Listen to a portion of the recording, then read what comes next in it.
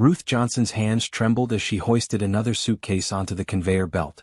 The blue fabric of her baggage handler uniform clung to her curvy frame, darkened with sweat despite the cool November air circulating through Chicago O'Hare's Terminal 3. She had been working double shifts for 3 weeks straight, saving money for the medical bills that kept piling up in her small studio apartment. "I said no, Mr. O'Connor. I will not take this position." The sharp voice cut through the terminal noise like glass breaking. Ruth glanced up from her workstation and saw them near gate B17. A tall white man in an expensive gray suit stood with 3 small children clustered around his legs. The children's faces were pale, their eyes red and swollen. A blonde woman in a cream pantsuit stood before them, her designer handbag clutched like a shield. "Please, Miss Harper. The agency said you were the best." The man's voice cracked. His brown hair was disheveled, his tie loosened. "My children need someone. Anyone. I don't care what the agency told you." The blonde woman stepped back. "I read about you online. Your wife died 6 months ago. These children are clearly traumatized. I'm a professional nanny, not a therapist. Find someone else." Ruth's chest tightened. She knew that kind of rejection. She had lived it for 18 years in 7 different foster homes. Each time the same words. Too difficult. Too much trouble. Not what we expected. The smallest child, a girl who couldn't have been more than 5, began to sob. Her pink jacket was buttoned wrong, her blonde hair tangled. The man knelt down, trying to comfort her, but his hands shook so badly he couldn't even wipe her tears properly. "You're the 4th person to refuse." The man's voice broke completely. "What am I supposed to do? I have a business. I have responsibilities. My children are falling apart and I don't know how to help them. That's not my problem." Ms. Harper turned on her expensive heels and walked away, her suitcase rolling behind her with a sharp clicking sound. Ruth watched the man sink onto a nearby bench, his face in his hands. The 3 children stood in a small cluster, not crying anymore, just staring at nothing. They had the look Ruth recognized too well. The look of children who had stopped expecting anything good. The older girl, maybe 7 years old, wore a green dress that was too thin for November. She put her arm around her sister and whispered something Ruth couldn't hear.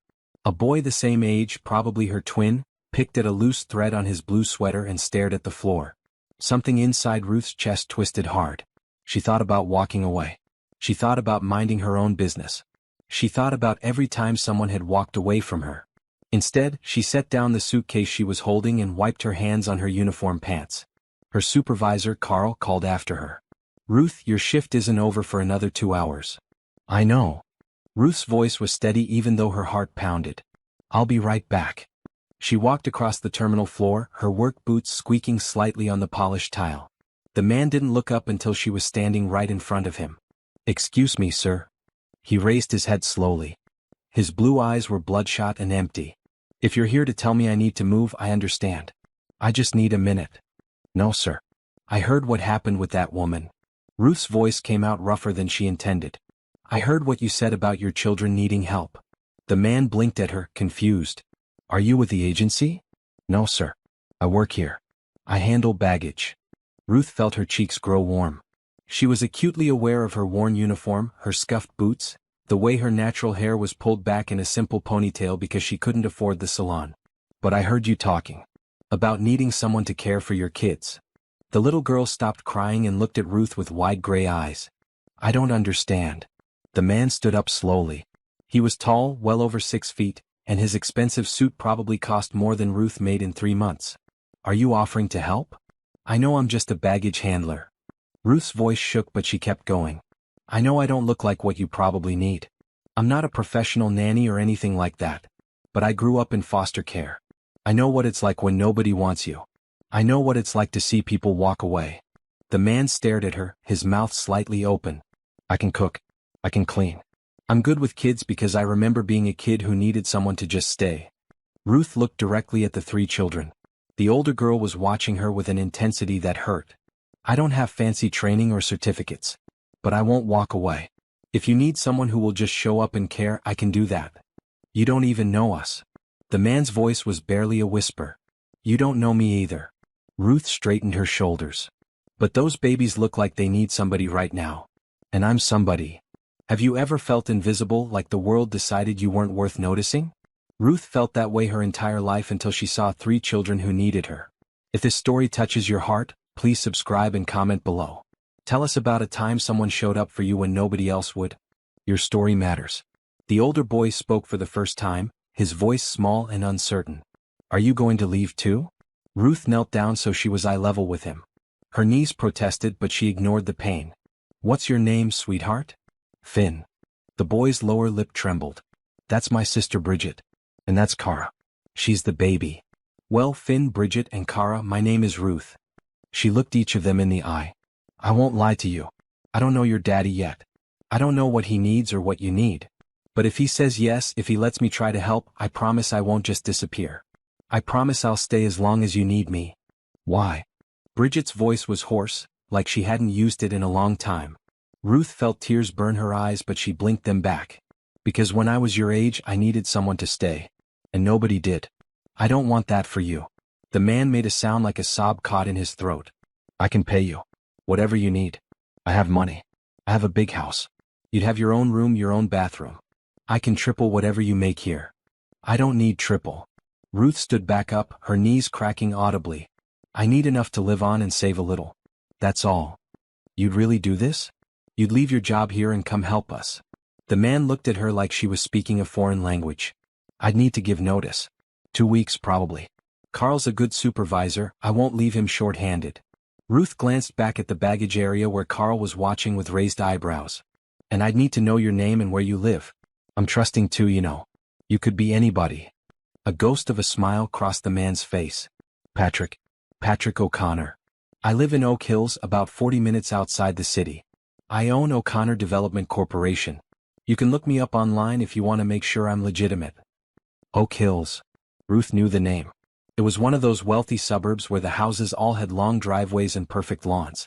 That's pretty far from anything I know. I know this is crazy. Patrick ran his hand through his hair, making it stick up even more. I know this doesn't make sense. You don't know us. We don't know you. But my children are suffering and I am completely out of options. If you're serious, if you really mean this, then yes. Please, come help us. Ruth looked at the 3 children again. Kara had stopped crying completely and was watching Ruth with something that looked almost like hope. Bridget's hand had loosened its grip on her sister's shoulder. Finn had stopped picking at his sweater. I'm serious. Ruth held out her hand to Patrick. I'll give my notice tomorrow. I can start in 2 weeks. Patrick grabbed her hand and shook it so hard Ruth felt it in her shoulder. His palm was cold and clammy. Thank you. God, thank you. I'll send a car for you. Just tell me where you live. I can take the train. Ruth pulled her hand back gently. Save your money for the kids. Ruth. Patrick's voice was firm for the first time since she'd approached. If you're going to work for me, you need to let me take care of basic things like transportation. Please. Ruth nodded slowly. She wasn't used to accepting help. It felt strange and uncomfortable, like wearing shoes that didn't quite fit. Kara tugged on Ruth's uniform sleeve with tiny fingers. Are you really going to come live with us? Ruth knelt down one more time, ignoring her protesting knees. I really am, baby girl. 2 weeks from now I'll be there. And I'll make you breakfast and lunch and dinner. And I'll help with homework and bedtime and anything else you need. Do you know how to braid hair? Kara's voice was so quiet Ruth had to lean in to hear. My hair gets tangled and Daddy doesn't know how to fix it. Ruth felt something crack inside her chest. I know how to braid hair, sweetheart. I'll teach you how to do it yourself too if you want. Bridget moved closer, her green dress swishing around her thin legs. She didn't say anything but she reached out and touched Ruth's hand. Just for a second. Then she pulled back. It's going to be okay. Ruth didn't know if she was talking to the children or herself. We're going to figure this out together. Patrick pulled out his phone with shaking hands. Let me get your number. And your address. I'll have my assistant arrange everything. Do you need help with moving? Do you have a lot of things? Not much. Ruth thought about her studio apartment with its thrift store furniture and handful of dishes. I can pack light. Bring whatever makes you comfortable. Patrick was typing rapidly into his phone. I want you to feel at home. Home. Ruth had never really had one of those. She had lived in places, slept in beds, eaten at tables. But home was something different. Home was something she had stopped believing in around her 10th birthday. Can I ask you something? Finn stepped forward, his blue eyes serious. Are you going to try to be our new mom? Ruth's breath caught. No, baby. I can't replace your mom. Nobody can do that. I'm just going to be someone who cares about you and helps take care of you. Is that okay? Finn nodded slowly. Yeah, that's okay. I don't want a new mom anyway. I just want someone who stays. I'll stay. Ruth stood up, her decision made and settled in her bones. I promise. As she walked back to the baggage area, Carl met her halfway. What in the world was that about? I just quit, Carl. Well, I'm giving 2 weeks' notice.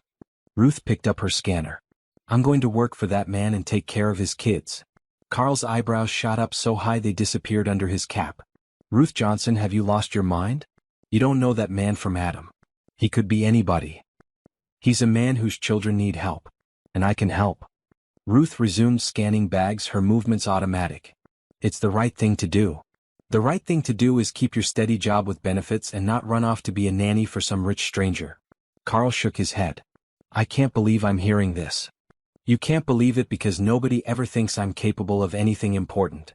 Ruth's voice was sharper than she intended. Everyone looks at me and sees someone who isn't quite enough. Not thin enough. Not educated enough. Not professional enough. But those babies don't care about any of that. They just need someone who will show up.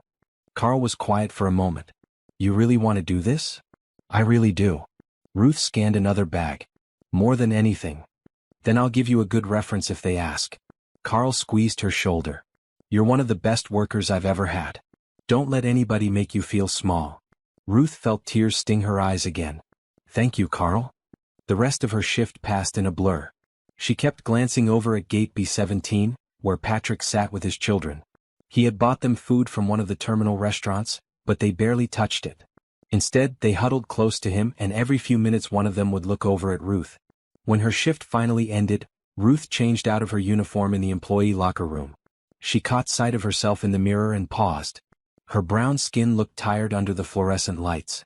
Her curves were emphasized by her worn jeans and faded red sweatshirt. Her natural hair needed attention she couldn't afford to give it. Not fit for any man, she whispered to her reflection. It was what her last foster mother had told her when she aged out of the system at 18. You're too big, too plain, too poor. No man is going to want you. You better learn to take care of yourself. Ruth had believed it for years. She had never dated, never let herself dream of marriage or children or love. She had focused on surviving, on working, on staying invisible and safe. But maybe being not fit for any man meant she was exactly fit for something else. Maybe she was fit for 3 children who needed someone to see them and stay. As Ruth left the terminal, her phone buzzed with a text from an unknown number. This is Patrick O'Connor. Thank you again for what you're doing. My children haven't smiled in 6 months, but Cara just asked me if Miss Ruth really knows how to make pancakes. You've already given us hope. Thank you. Ruth saved the number and typed back carefully. I know how to make pancakes. Tell Cara I'll teach her too. See you in 2 weeks. She hit send and walked out into the cold Chicago night. Behind her, the airport hummed with the sound of people coming and going, always moving, never staying. But Ruth was done running. For the first time in her 32 years, she was going to stay somewhere. She was going to matter to someone. Even if the whole world thought she wasn't fit for anything, 3 children needed her. And that was enough. The black town car pulled up in front of Ruth's apartment building exactly at 9 in the morning. Ruth stood on the cracked sidewalk with 2 battered suitcases and a cardboard box containing everything she owned. Her landlord, Mrs. Chen, stood in the doorway watching with disapproving eyes. You're making a mistake, Mrs. Chen said for the 5th time that morning. Going to live with strange man you just meet at airport? This is how girls disappear. I'll be fine, Mrs. Chen. Ruth hefted 1 suitcase into the trunk that the driver had opened. Mr. O'Connor is a legitimate businessman. I looked him up. Rich men are dangerous men. Mrs. Chen crossed her arms. You call me once a week or I call police. Despite her nervousness, Ruth smiled. I will. I promise. The drive to Oak Hills took 45 minutes. Ruth watched the city give way to suburbs, then to neighborhoods where the houses grew larger and more spaced out. By the time they turned onto Maple Ridge Drive, the homes were practically estates, hidden behind stone walls and tall trees. The car stopped in front of iron gates that swung open automatically. The driveway curved through carefully maintained gardens still green despite November's chill. The house itself was massive, a 3-story colonial painted cream with black shutters. It looked like something from a magazine. Ruth's stomach clenched.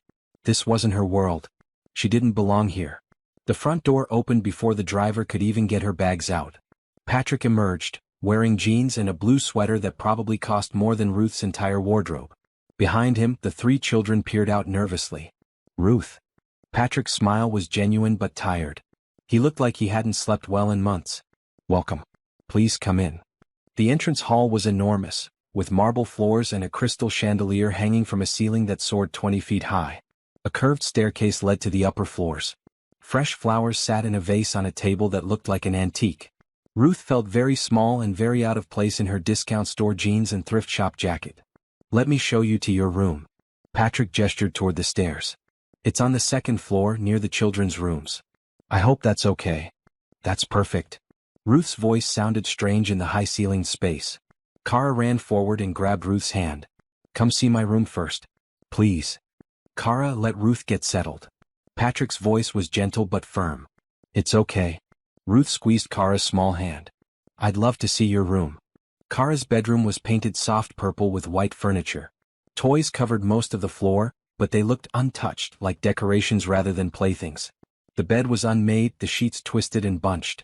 I don't like sleeping alone, Kara whispered, looking embarrassed. I know I'm too big for that. I'm 5. Ruth knelt down, ignoring the protest from her knees. You're not too big for anything, baby girl. Some people need company to feel safe. There's nothing wrong with that. Really? Kara's gray eyes were huge in her small face. Really? Ruth stood back up. Now show me your brother and sister's rooms. Finn's room was blue and chaotic, clothes everywhere, homework papers scattered across his desk. Bridget's room was the opposite, everything neat and organized, almost obsessively so. The green walls matched her dress from the airport. Finally, Patrick showed Ruth her own room. It was larger than her entire studio apartment had been. The walls were painted warm beige. A queen-sized bed with a thick blue comforter dominated one wall. There was a dresser, a desk, and armchair by the window. The attached bathroom had a tub and shower, gleaming clean. Is this okay? Patrick hovered in the doorway. I can have it repainted if you don't like the color. It's beautiful. Ruth set her suitcases down carefully, afraid to touch anything. I've never had this much space before. You mentioned you grew up in foster care. Patrick's voice was tentative. If you don't mind me asking, was it difficult? Ruth sat on the edge of the bed, feeling the expensive mattress give slightly under her weight. 7 different homes in 18 years. Some were okay. Some weren't. I learned not to get comfortable anywhere. Patrick was quiet for a moment. These children lost their mother 6 months ago. Car accident, sudden, no warning. Michelle, my wife, she was driving home from a PDA meeting. A drunk driver ran a red light. I'm so sorry. Ruth meant it. She had lost things in her life, but never someone she loved because she had never really had anyone to love. I've tried so hard to keep everything normal for them. Patrick leaned against the doorframe, exhaustion written across his features. But I'm failing. Bridget hasn't spoken more than a few words since the funeral until she talked to you at the airport. Finn gets into fights at school every week. Kara wets the bed every night and has nightmares. And I don't know what I'm doing. You love them. Ruth's voice was firm. That's more than a lot of kids get. Love isn't enough if I can't function. Patrick rubbed his eyes. I have to work. The company employs 300 people. I can't just stop. But every time I leave for the office, I feel like I'm abandoning them. You're not abandoning them. You're providing for them. Ruth stood up. Let me help. That's why I'm here. The nanny agency said I should have contracts and background checks and all sorts of official things. Patrick pulled a folder from under his arm. But honestly, I just need someone who cares. If you want to look these over, sign what makes sense, we can handle the legal stuff later. Ruth took the folder. Inside were employment papers, a very generous salary offer, and a simple contract outlining her responsibilities. This is a lot of money. It's what you're worth. Patrick's voice was firm. You're taking care of the most important people in my life. I'm not going to underpay you. I'll sign. Ruth didn't even read through everything carefully. She had already made her decision in the airport. When do I start? How about after lunch? Let you settle in first. Patrick smiled slightly. Though I should warn you, I can't cook. We've been eating a lot of takeout. I'll cook dinner tonight. Ruth felt herself relax slightly. This was something she knew how to do. Do you have groceries? The housekeeper, Nancy, stocks the kitchen every Monday. There should be plenty. Patrick paused. Nancy comes 3 times a week. She cleans and does laundry. Tuesday, Thursday, Saturday. Is that okay? That's fine. Ruth had never had anyone clean for her before, but she wasn't going to argue. After Patrick left, Ruth unpacked her 2 suitcases and 1 box. Her clothes filled maybe a quarter of the large closet. Her few books and pictures looked lost on the spacious dresser.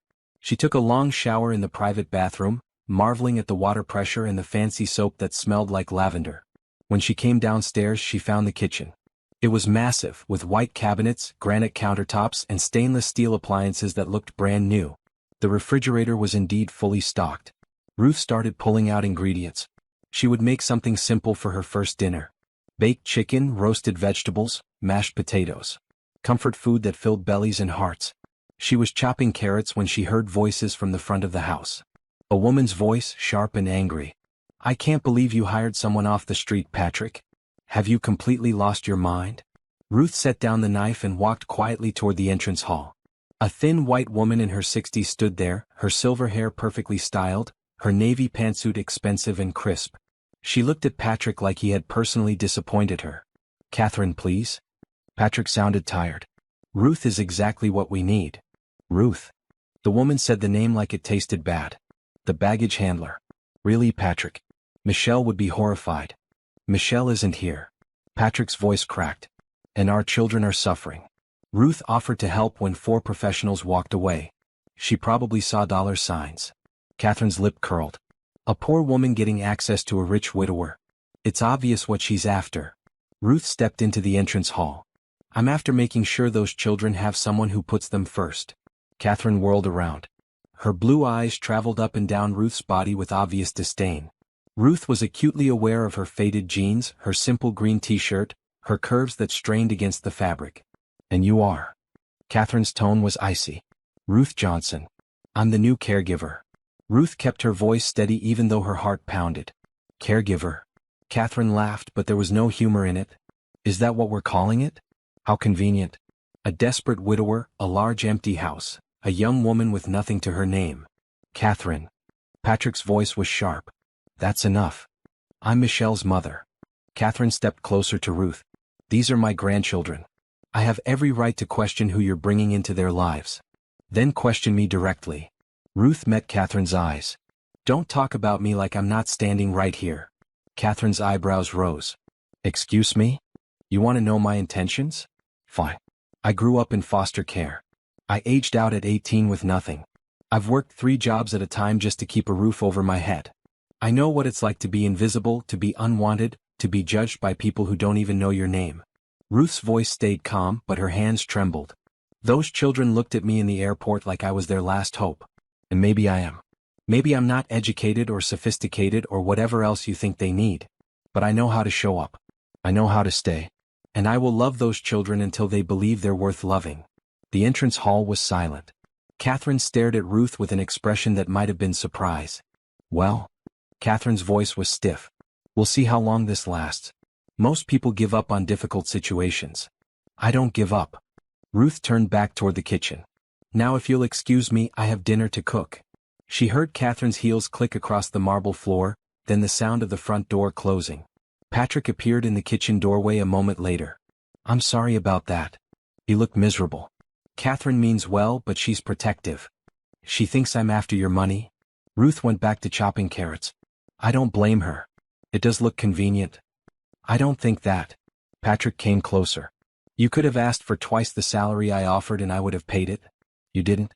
You just wanted enough to live on. Because that's all I need." Ruth scraped the carrots into a bowl. "I'm not greedy, Mr. O'Connor. I just want a chance to do something that matters. Please call me Patrick." He leaned against the counter. "And you're already doing something that matters. Car asked me 3 times today if you were really coming. When your car pulled up, she actually smiled."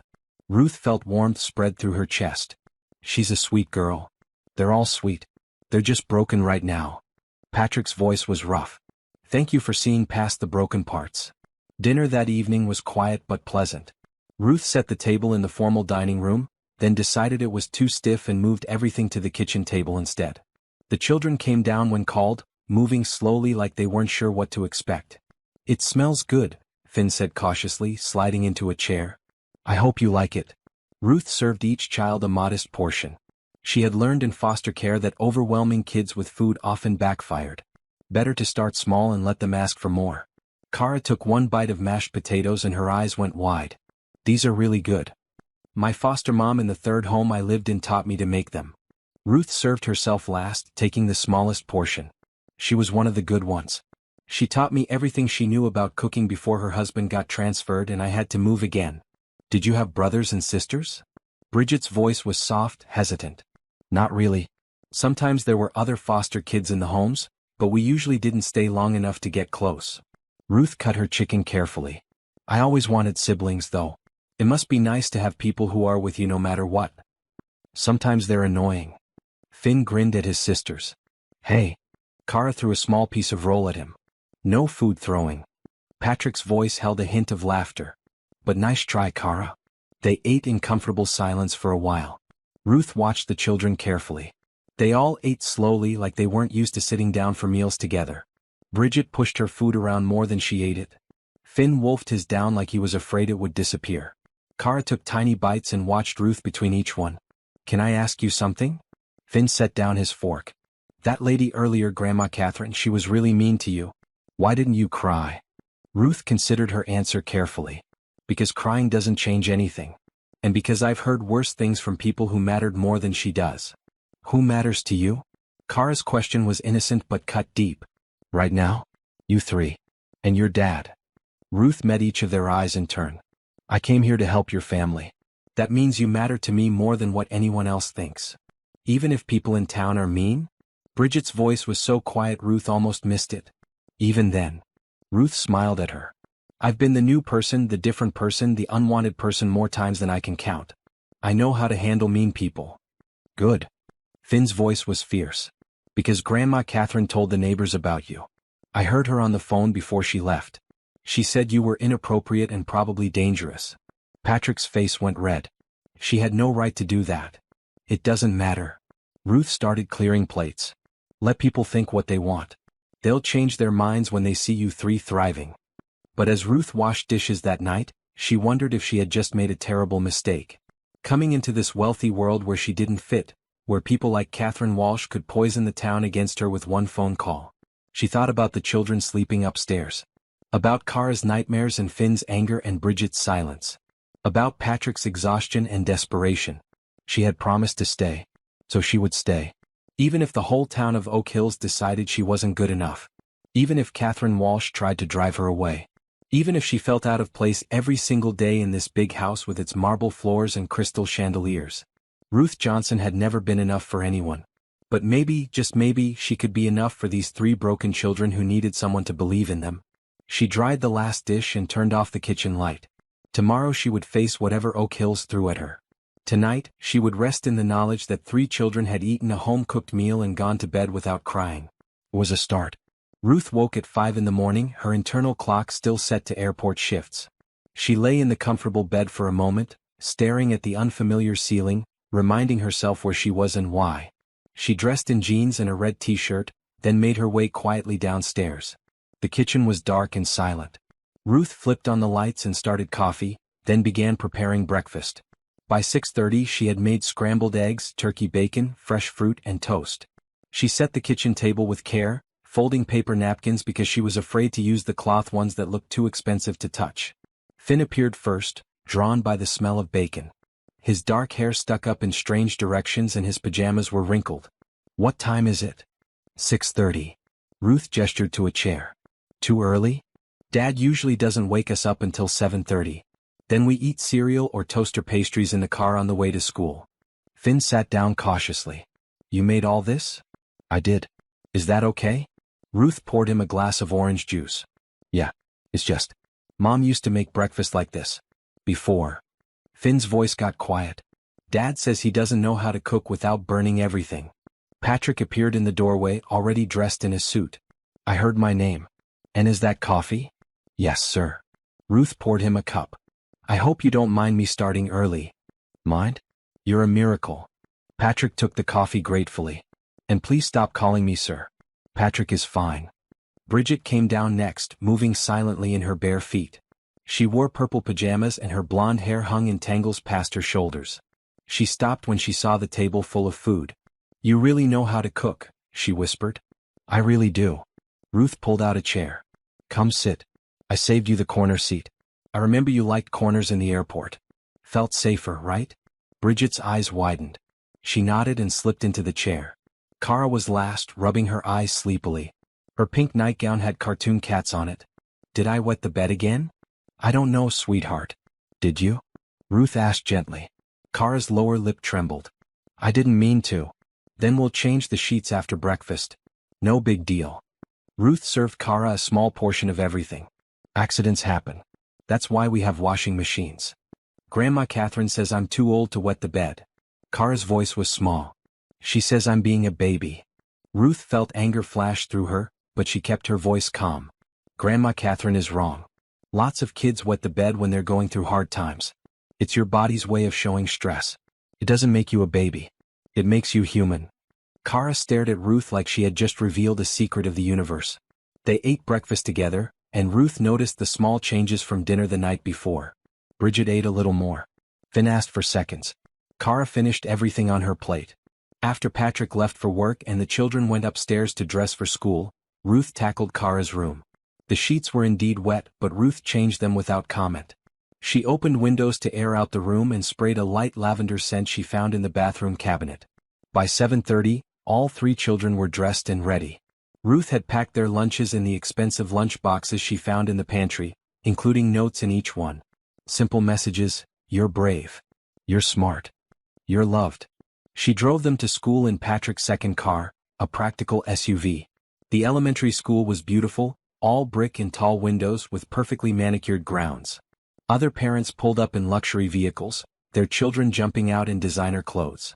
I can walk from here, Finn said quickly when Ruth pulled into the drop-off lane. You don't have to get out. Why not? Ruth turned off the engine. Because. Finn looked at his sisters. People will see you.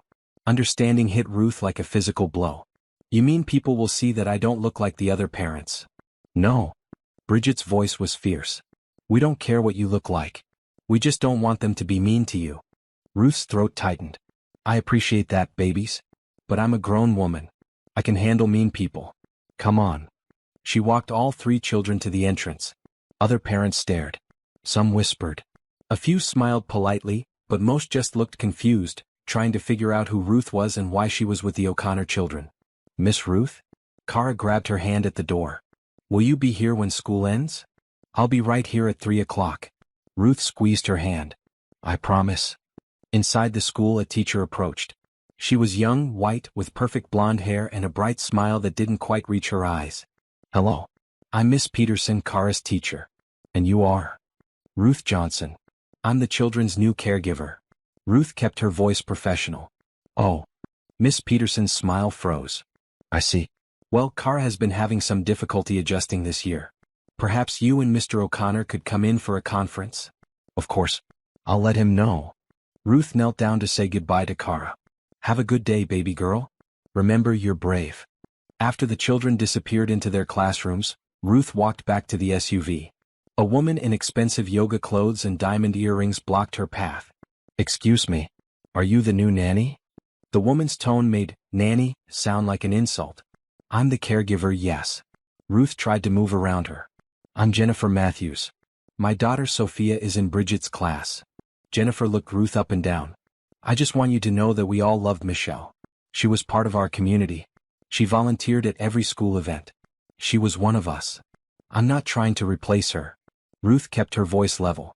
I'm just trying to help the children. Those poor babies. Jennifer's voice dripped with false sympathy. Losing their mother and then having to adjust to, well, someone so different from what they're used to. Different how? Ruth crossed her arms. Jennifer blinked, not expecting the direct question. I just meant, you know. Michelle was very involved. Very educated. Very refined. And you think I'm none of those things because of how I look. Ruth's voice was soft but steely. Let me be clear, Mrs. Matthews. I don't care what you think of me. I care about 3 children who need someone to show up for them every single day. If you have a problem with that, take it up with Mr. O'Connor. Otherwise, please get out of my way. Jennifer's mouth dropped open. Ruth walked around her and got into the SUV. Her hands shook on the steering wheel. She had known this would be hard, but the reality of it hit differently. These people looked at her and saw someone who didn't belong. Someone who was too dark, too curvy, too poor, too different. But she had promised to stay. So she would stay. Ruth spent the morning cleaning the house, even though Nancy the housekeeper was scheduled for the next day. She vacuumed and dusted and organized. She found photographs of Michelle in almost every room and forced herself to look at them. Michelle had been beautiful. Thin and blonde with a perfect smile. She wore expensive clothes and looked comfortable in them. In every picture she looked like she belonged exactly where she was. Ruth looked nothing like her. Would never look like her. Would never be her. At lunch, she made herself a sandwich and sat at the kitchen table, feeling small and out of place despite the morning's confrontation with Jennifer Matthews. Her phone buzzed. A text from Patrick. How did school drop-off go? Ruth considered lying, then decided against it. Fine. Met some of the other parents. They're protective of the children. That's a nice way of saying they were rude to you. Catherine called me this morning. Apparently she's been telling everyone in town that I hired someone inappropriate. I'm sorry. Not your fault. I can handle it. You shouldn't have to handle it. But thank you for staying anyway. Ruth set down her phone and went back to work. She organized the children's rooms, throwing away broken toys and making piles for donation. She found a photo album in Bridget's room, filled with pictures of Michelle. She sat on Bridget's perfectly made bed and flipped through the pages. Michelle reading to the children. Michelle at their birthday parties. Michelle and Patrick on their wedding day, both so young and happy. She was pretty, wasn't she? Ruth jumped. Bridget stood in the doorway.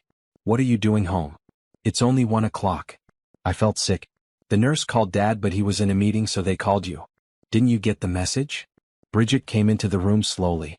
Ruth grabbed her phone and saw 3 missed calls. Oh no. I'm so sorry. I was cleaning and didn't hear it. Are you okay? I'm not really sick. Bridget sat on the bed next to Ruth. I just wanted to come home. School is hard. Because of your mom? Ruth asked gently. Because everyone looks at me like I'm broken. Bridget's voice cracked. They whisper about me in the bathroom. They say I'm weird because I don't talk much anymore. Sophie Matthews told everyone that I'm crazy, and that's why my mom died, because she was stressed from having a crazy daughter. Ruth felt rage boil in her chest. Sophie Matthews needs to be educated on what crazy actually means. And so does her mother. You met Mrs. Matthews? Bridget looked up with red-rimmed eyes. I did. This morning. She was very concerned about how different I am from your mom. Ruth closed the photo album carefully. Your mom was beautiful. I can see why people loved her. Do you think we're bad for wanting you here instead of her? Bridget's question was so quiet Ruth almost missed it. Oh baby. Ruth pulled Bridget into a hug, feeling the girl's thin shoulders shake. You're not bad. You're not choosing me instead of her. You can love your mom and still need help from someone else. Those things don't cancel each other out. I miss her so much. Bridget sobbed into Ruth's shoulder. But I'm also mad at her for leaving. Does that make me terrible? It makes you human. Ruth stroked Bridget's hair. When I was in foster care, I used to get so angry at my birth mother. I didn't even know her, but I was furious that she gave me up. The anger felt so much easier than the sadness. Did you ever stop being angry? Bridget pulled back, wiping her eyes. Eventually. I realized she probably did the best she could with what she had. Your mom didn't choose to leave you. That drunk driver took her away. You can be angry about that without being angry at her. Ruth wiped Bridget's tears with her thumb. And it's okay to still be sad sometimes. Mrs. Matthews said you don't belong here. She said you're trying to take my mom's place. Bridget's voice was small. I'm not trying to take anyone's place. Ruth held Bridget's face gently. Your mom's place is in your heart and nobody can take that. I'm just trying to make a different place. A place where you can be sad or angry or happy or whatever you need to be. A place where you're safe. I like that you're here. Bridget's admission was whispered. Does that mean I didn't love my mom enough? No, sweetheart. It means you're strong enough to let someone new help you. That takes courage. Ruth stood up. Now, since you're home early, how about we do something your mom used to do? What was her favorite thing? Bridget thought for a moment. She used to braid my hair while we watched movies. Every Sunday afternoon. Then that's what we'll do. Ruth led Bridget downstairs. You pick the movie. I'll get my comb and some hair ties. They spent the afternoon on the couch. Ruth carefully braided Bridget's long blonde hair while they watched an animated movie about a girl and her dragon. Bridget laughed at the funny parts, something Ruth suspected she hadn't done in months. When 3 o'clock came, Ruth left Bridget watching the movie and drove to pick up Finn and Kara. Both children looked exhausted. How was your day? Ruth asked as they buckled into the SUV. Matthew Henderson called me a freak because my mom's dead. Finn's voice was flat. So I punched him. Oh, Finn. Ruth sighed. The principal called you but you didn't answer. So he called Dad.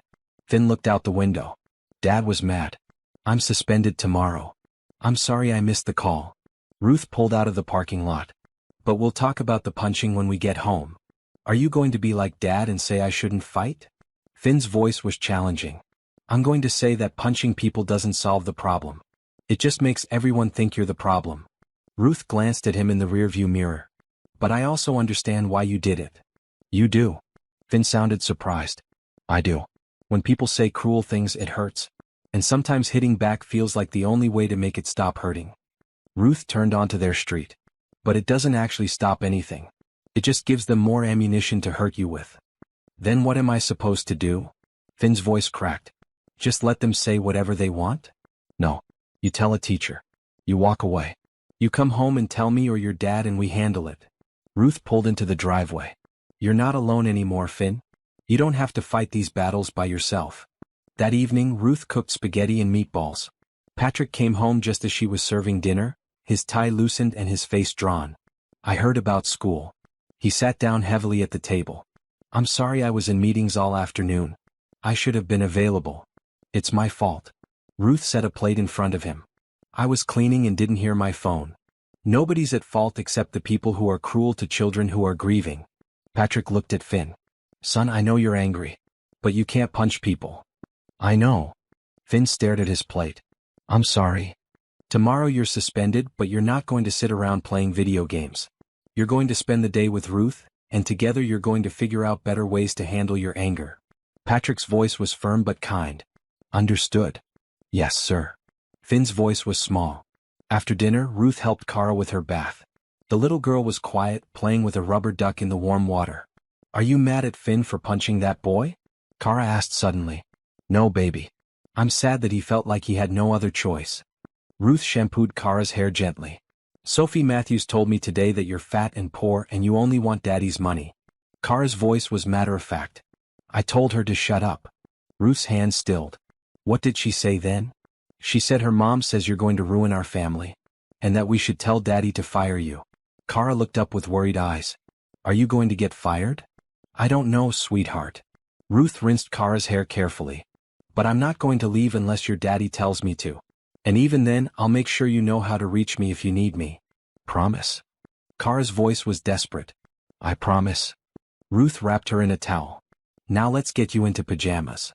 Later, after all three children were in bed, Ruth sat in her room and cried. She cried for Finn's anger and Bridget's grief and Kara's fear. She cried for herself, for feeling so out of place in this world of wealth and judgment. But mostly she cried because in just 2 days, these children had grabbed hold of her heart. And she knew that no matter how hard the town tried to push her out, no matter how many Jennifer Matthews types said she didn't belong, she wasn't going anywhere. She had promised to stay. And Ruth Johnson kept her promises. The doorbell rang at 8 in the morning on a Tuesday, 3 weeks after Ruth had moved into the O'Connor house. She had just finished making breakfast and was packing school lunches when the sharp sound echoed through the entrance hall. Through the front door's side window, Ruth saw a woman in a gray pantsuit holding a briefcase and clipboard. Her stomach dropped. She knew that look. That official, assessing look that meant trouble. Can I help you? Ruth opened the door cautiously. Good morning. I'm Beverly Thompson from the Department of Children and Family Services. The woman's voice was professional but not unkind. She held up identification. I'm here to conduct a home visit regarding the O'Connor children. A home visit? Ruth's mouth went dry. Why? We received a complaint about the children's living conditions and care. Beverly's eyes were sharp, taking in Ruth's appearance, her faded jeans and simple blue t-shirt. May I come in? Ruth stepped back, her mind racing. The children are eating breakfast before school. Their father is upstairs getting ready for work. Perfect. I'd like to speak with all of you. Beverly entered the house, her heels clicking on the marble floor. Her gaze swept the entrance hall, noting every detail. Patrick came down the stairs, his suit jacket still off, his tie hanging loose. Who was at the door? Patrick O'Connor? Beverly extended her hand. Beverly Thompson, DCFS. I need to speak with you about your children. Patrick's face went pale. DCFS? What's happened? Are my children in danger? That's what I'm here to determine. Beverly's voice remained neutral. We received a complaint that the children are being cared for by someone unqualified, and that their living conditions may be neglectful. That's ridiculous. Patrick's voice rose. My children are fine. Ruth is doing an excellent job. I'm sure she is. Beverly's tone suggested she believed nothing of the sort. But I need to verify that for myself. It's procedure. Ruth felt like she was going to be sick. She knew who had filed the complaint. Catherine Walsh. The children's grandmother had finally made good on her threat. Beverly spent the next hour interviewing everyone separately. She checked the children's rooms, noting Kara's accidents and the plastic sheets Ruth had put on the mattress. She inspected the kitchen, the bathrooms, the children's clothes. She asked the children dozens of questions about Ruth, about their father, about how they felt. By 9 o'clock, Patrick was late for work and visibly furious. The children were confused and upset. Ruth felt like every worst fear she'd ever had was coming true. I'll need to speak with Ruth privately now. Beverly gestured toward the living room. Ruth followed her, her legs shaking. They sat on the expensive cream-colored couch that Ruth had been afraid to sit on until that moment. Tell me about your background. Beverly pulled out her clipboard. I grew up in foster care. 7 homes between ages 4 and 18. Ruth's voice was steady even though her hands trembled in her lap. I aged out at 18, got my GED, worked multiple jobs. I was a baggage handler at O'Hare when I met Mr. O'Connor. No college education? Beverly wrote something down. No, ma'am. I couldn't afford it. Any training in childcare? Early childhood development? Psychology? No, ma'am. Just experience from being a child who needed care. Ruth met Beverly's eyes directly. I know what it feels like to be scared and sad and alone. I know how to help children feel safe. The complaint suggests you're physically unfit to care for active children due to your weight. Beverly's voice remained neutral, but Ruth felt the judgment underneath. I keep up with 3 children just fine. Ruth's voice was calm. I take them to school, cook their meals, help with homework, play with them. My weight hasn't affected my ability to do any of that. The complaint also suggests that you have an inappropriate relationship with Mr. O'Connor. That you're using the children to get access to his money. Beverly watched Ruth's reaction carefully. Ruth laughed bitterly. I've been here 3 weeks. Mr. O'Connor and I have barely spoken outside of discussions about his children. I have my own room. I do my job. That's all. Yet you gave up a stable job to move in here very quickly after meeting him. Beverly tapped her pen against the clipboard. That raises questions. I gave up a job where I worked myself half to death for minimum wage because I saw 3 children who needed help. Ruth's voice grew stronger.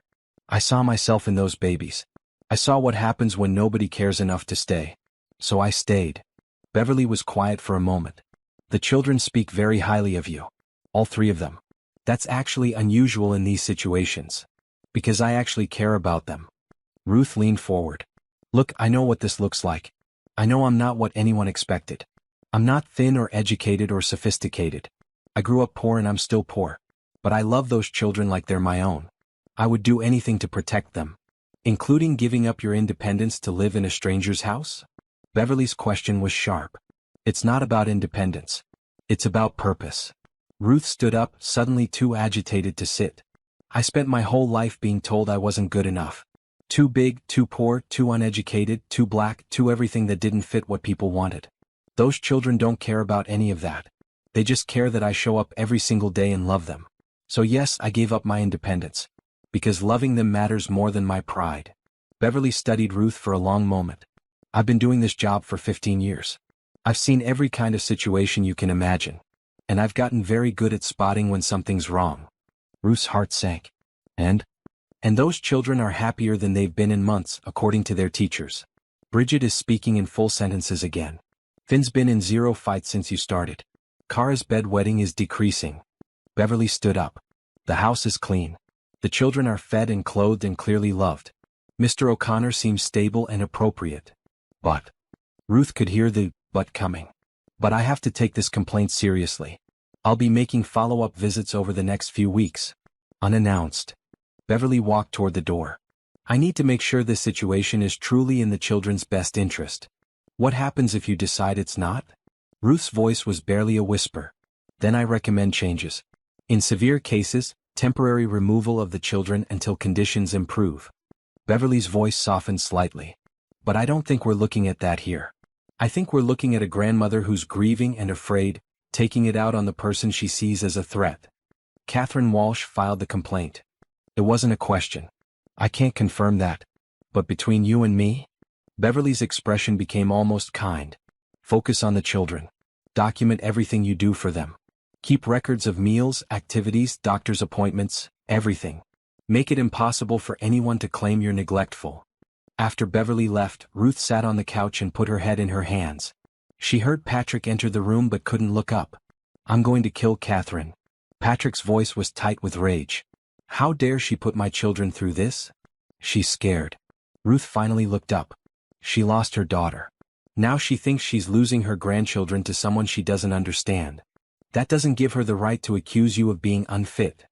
Patrick sat next to Ruth. You're the best thing that's happened to this family in months. I'm also the easiest target. Ruth's voice was hollow. I'm everything people love to judge. Fat, poor, black, uneducated. I'm a walking stereotype of someone who doesn't belong in your world. You belong here because my children need you. Patrick's voice was fierce. I don't care what Catherine thinks. I don't care what the town thinks. You're staying. What if Beverly decides I'm not fit? What if they take the children? Ruth felt tears burn her eyes. I couldn't bear that. They're not taking my children. And you're not going anywhere. Patrick grabbed her hand. We'll document everything. We'll be so perfect that even Catherine can't find fault. The next 3 weeks were the most stressful of Ruth's life. She kept meticulous records of every meal, every activity, every interaction with the children.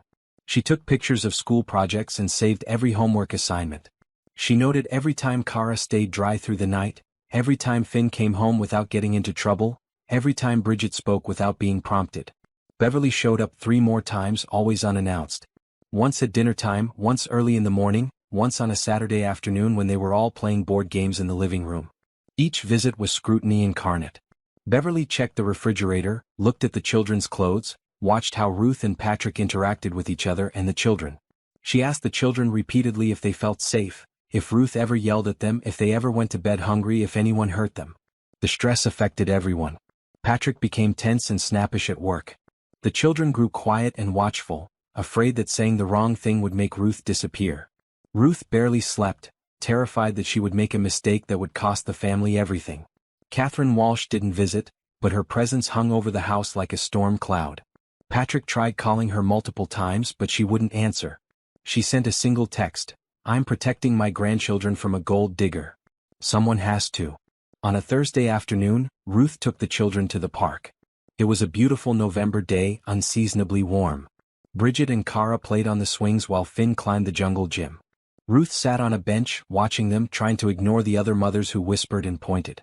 She had gotten used to that. What she wasn't prepared for was when Jennifer Matthews walked over and sat down beside her. Hello, Ruth. Jennifer's voice was falsely sweet. Mrs. Matthews. Ruth kept her eyes on the children. I heard about the DCFS investigation. The whole town has. Jennifer examined her perfect manicure. It must be so stressful for you. The children are fine. That's all that matters. Ruth's voice was flat. Are they though? I mean, having strangers come to your house, asking invasive questions. That can't be good for kids who are already traumatized. Jennifer's voice held false concern. Maybe it would be better if you just left. Let them hire someone more appropriate. Someone like you? Ruth finally looked at Jennifer. Well, I do have a degree in education. And I'm part of this community. I understand how things work here. Jennifer's smile was sharp. You have to admit you're rather out of your depth. What I admit is that those children were falling apart before I came. Ruth stood up. And now they're healing. So whatever you and your friend Catherine Walsh think, the results speak for themselves. Catherine is just looking out for her grandchildren. Someone has to, since Patrick clearly isn't thinking straight. Jennifer stood as well. A man doesn't hire someone like you unless he's desperate or stupid. And Patrick O'Connor isn't stupid. Someone like me. Ruth kept her voice level. What exactly does that mean? You know what it means. Jennifer's mask slipped. You don't belong here. You don't belong in that house with those children in this town.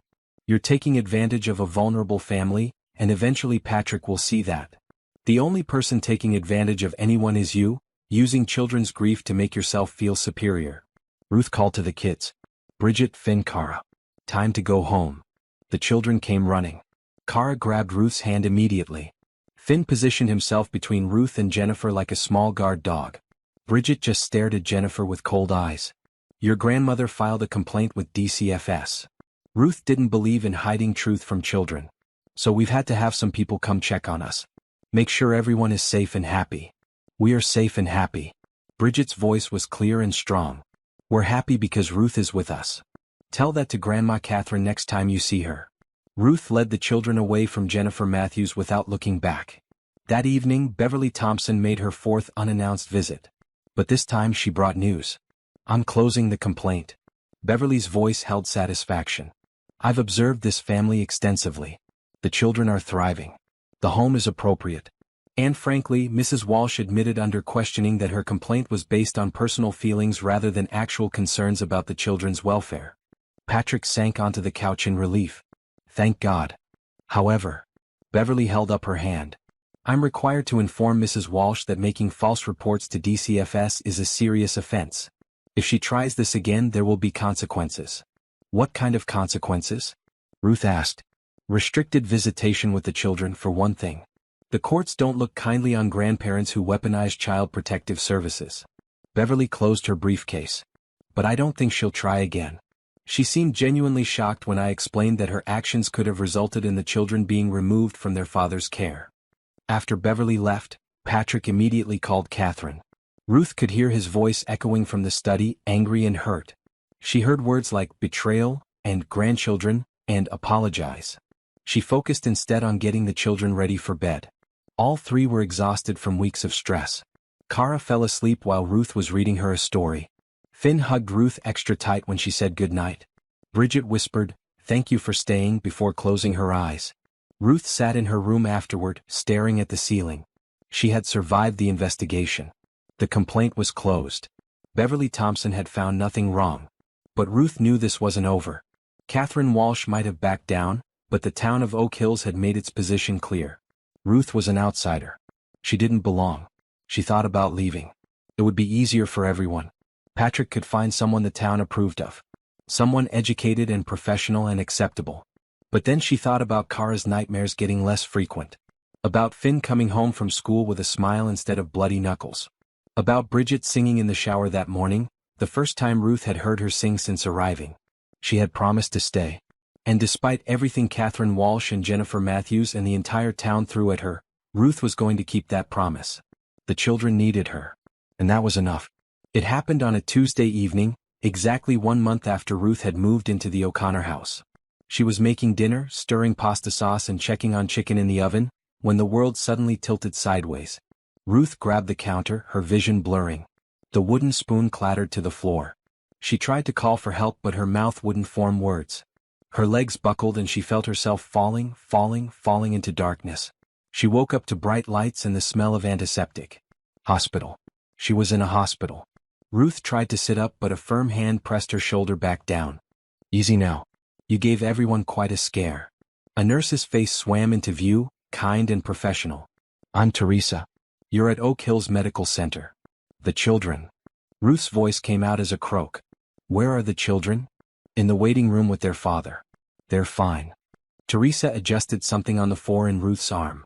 You collapsed. Your blood sugar was dangerously high. Over 500. 500. Ruth's mind struggled to process. That's not possible. I feel fine. You don't feel fine, honey. You're just used to feeling bad. Teresa's voice was gentle but firm. When was the last time you saw a doctor? Ruth tried to remember.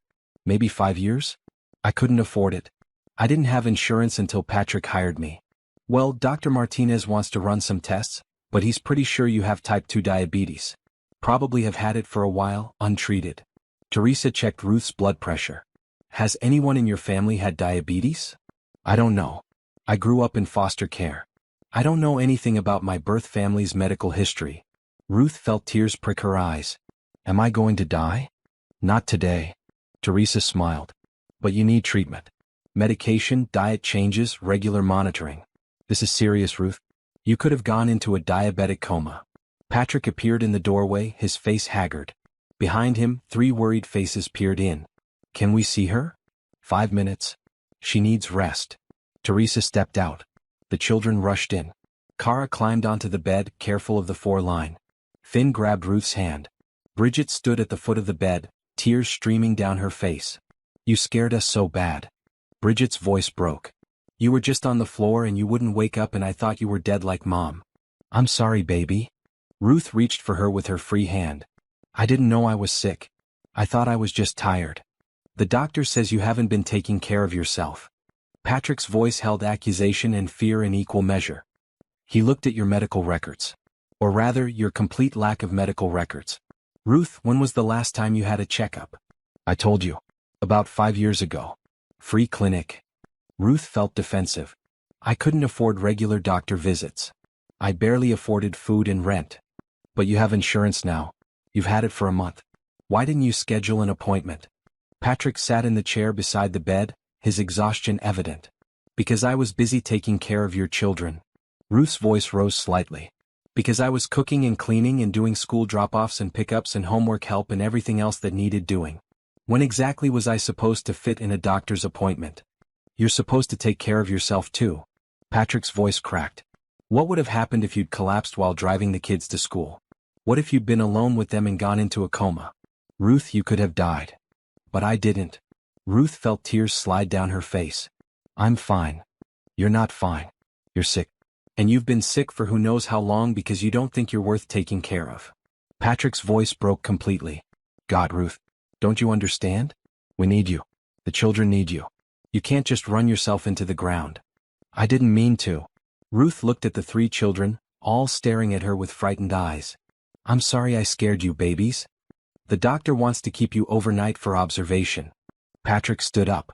I'll take the kids home, make sure they eat and get to bed. Then I'm coming back here. You don't have to do that. Ruth protested weakly. Yes, I do. Patrick's voice was firm. Because that's what people do when they care about someone. They show up. After Patrick and the children left, Dr. Martinez came in. He was a middle-aged Hispanic man with kind eyes and a no-nonsense manner. Ms. Johnson, we need to have a serious talk about your health. He pulled up a chair. Your blood sugar levels indicate you've had uncontrolled diabetes for quite some time. Your A1C is 11.2. That's dangerously high. What does that mean? Ruth asked. It means your body isn't processing glucose properly, and over time this causes damage to your blood vessels, nerves, kidneys, eyes, and heart. Dr. Martinez spoke clearly and slowly. Left untreated, diabetes can lead to blindness, kidney failure, amputations, heart attacks, strokes. But the good news is, with proper treatment and lifestyle changes, you can manage this condition and live a long, healthy life.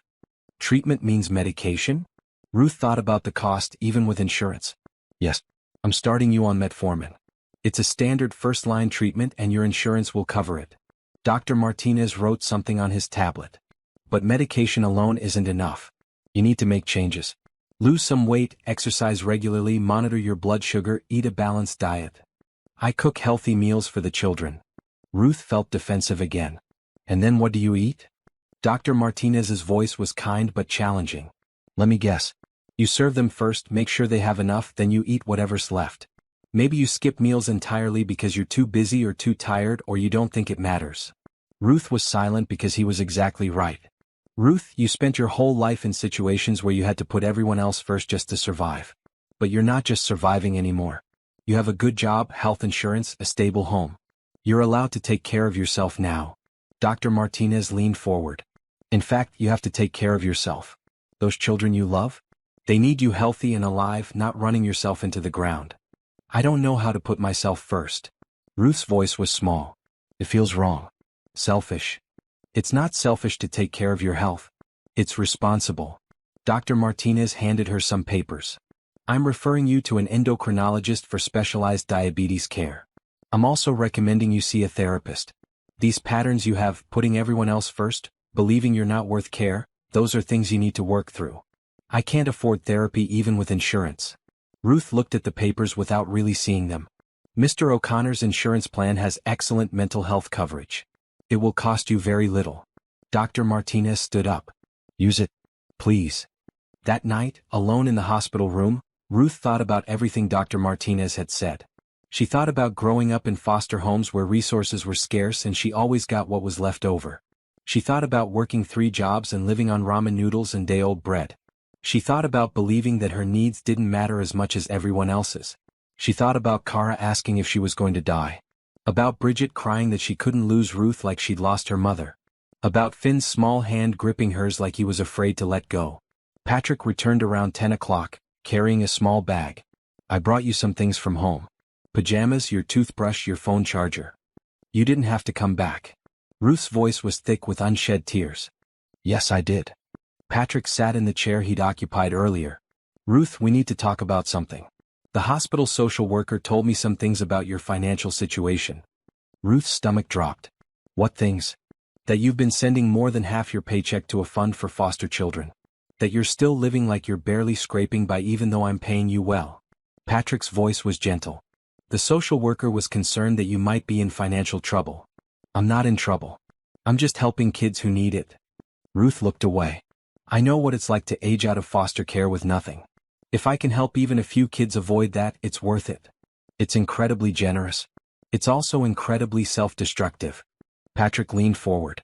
Ruth, you collapsed from an untreated illness because you couldn't afford medical care in the past and didn't prioritize it once you could. You're giving away money you need for yourself because you don't think you deserve to keep it. I have everything I need. Ruth's voice was defensive. Do you? Or are you just used to having nothing? Patrick's question hung in the air. When was the last time you bought yourself new clothes? Or shoes? Or did anything just because it made you happy? Ruth couldn't answer because she couldn't remember. Here's what we're going to do. Patrick pulled out his phone. I'm doubling your salary effective immediately. And before you argue, this is non-negotiable. You're not just a caregiver anymore, you're family. You take care of my children like they're your own. You deserve to be compensated fairly. Patrick, no. Ruth tried to protest. That's too much. It's not nearly enough for what you do. Patrick's voice was firm. And you're going to use that extra money to take care of yourself. Medical appointments. Therapy. New clothes. Whatever you need. The Foster Children Fund is wonderful, but you can't help anyone if you're dead. Ruth felt tears spill over. I don't know how to do this.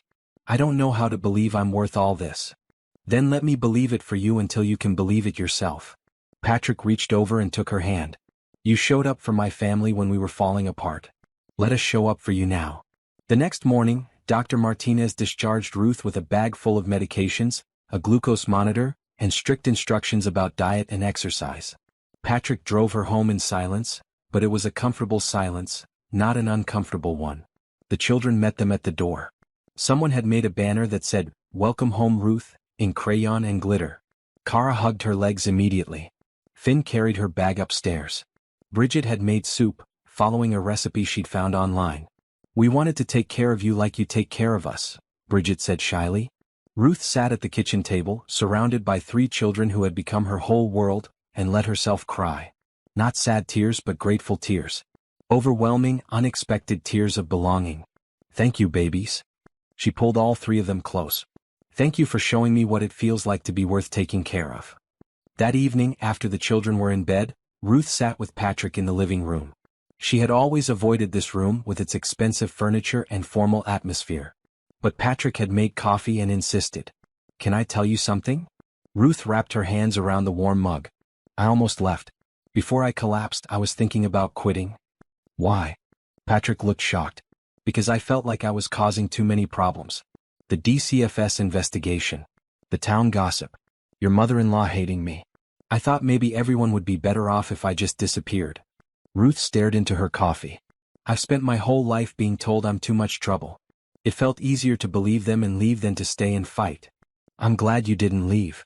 Patrick's voice was quiet. The children would have been devastated. I would have been devastated. Would you? Ruth looked up, surprised. Ruth, you've changed everything. This house was like a tomb before you came. Cold and quiet and sad. Now there's laughter. There's warmth. There's life. Patrick set down his mug. You did that. Not because you have fancy degrees or training, but because you care.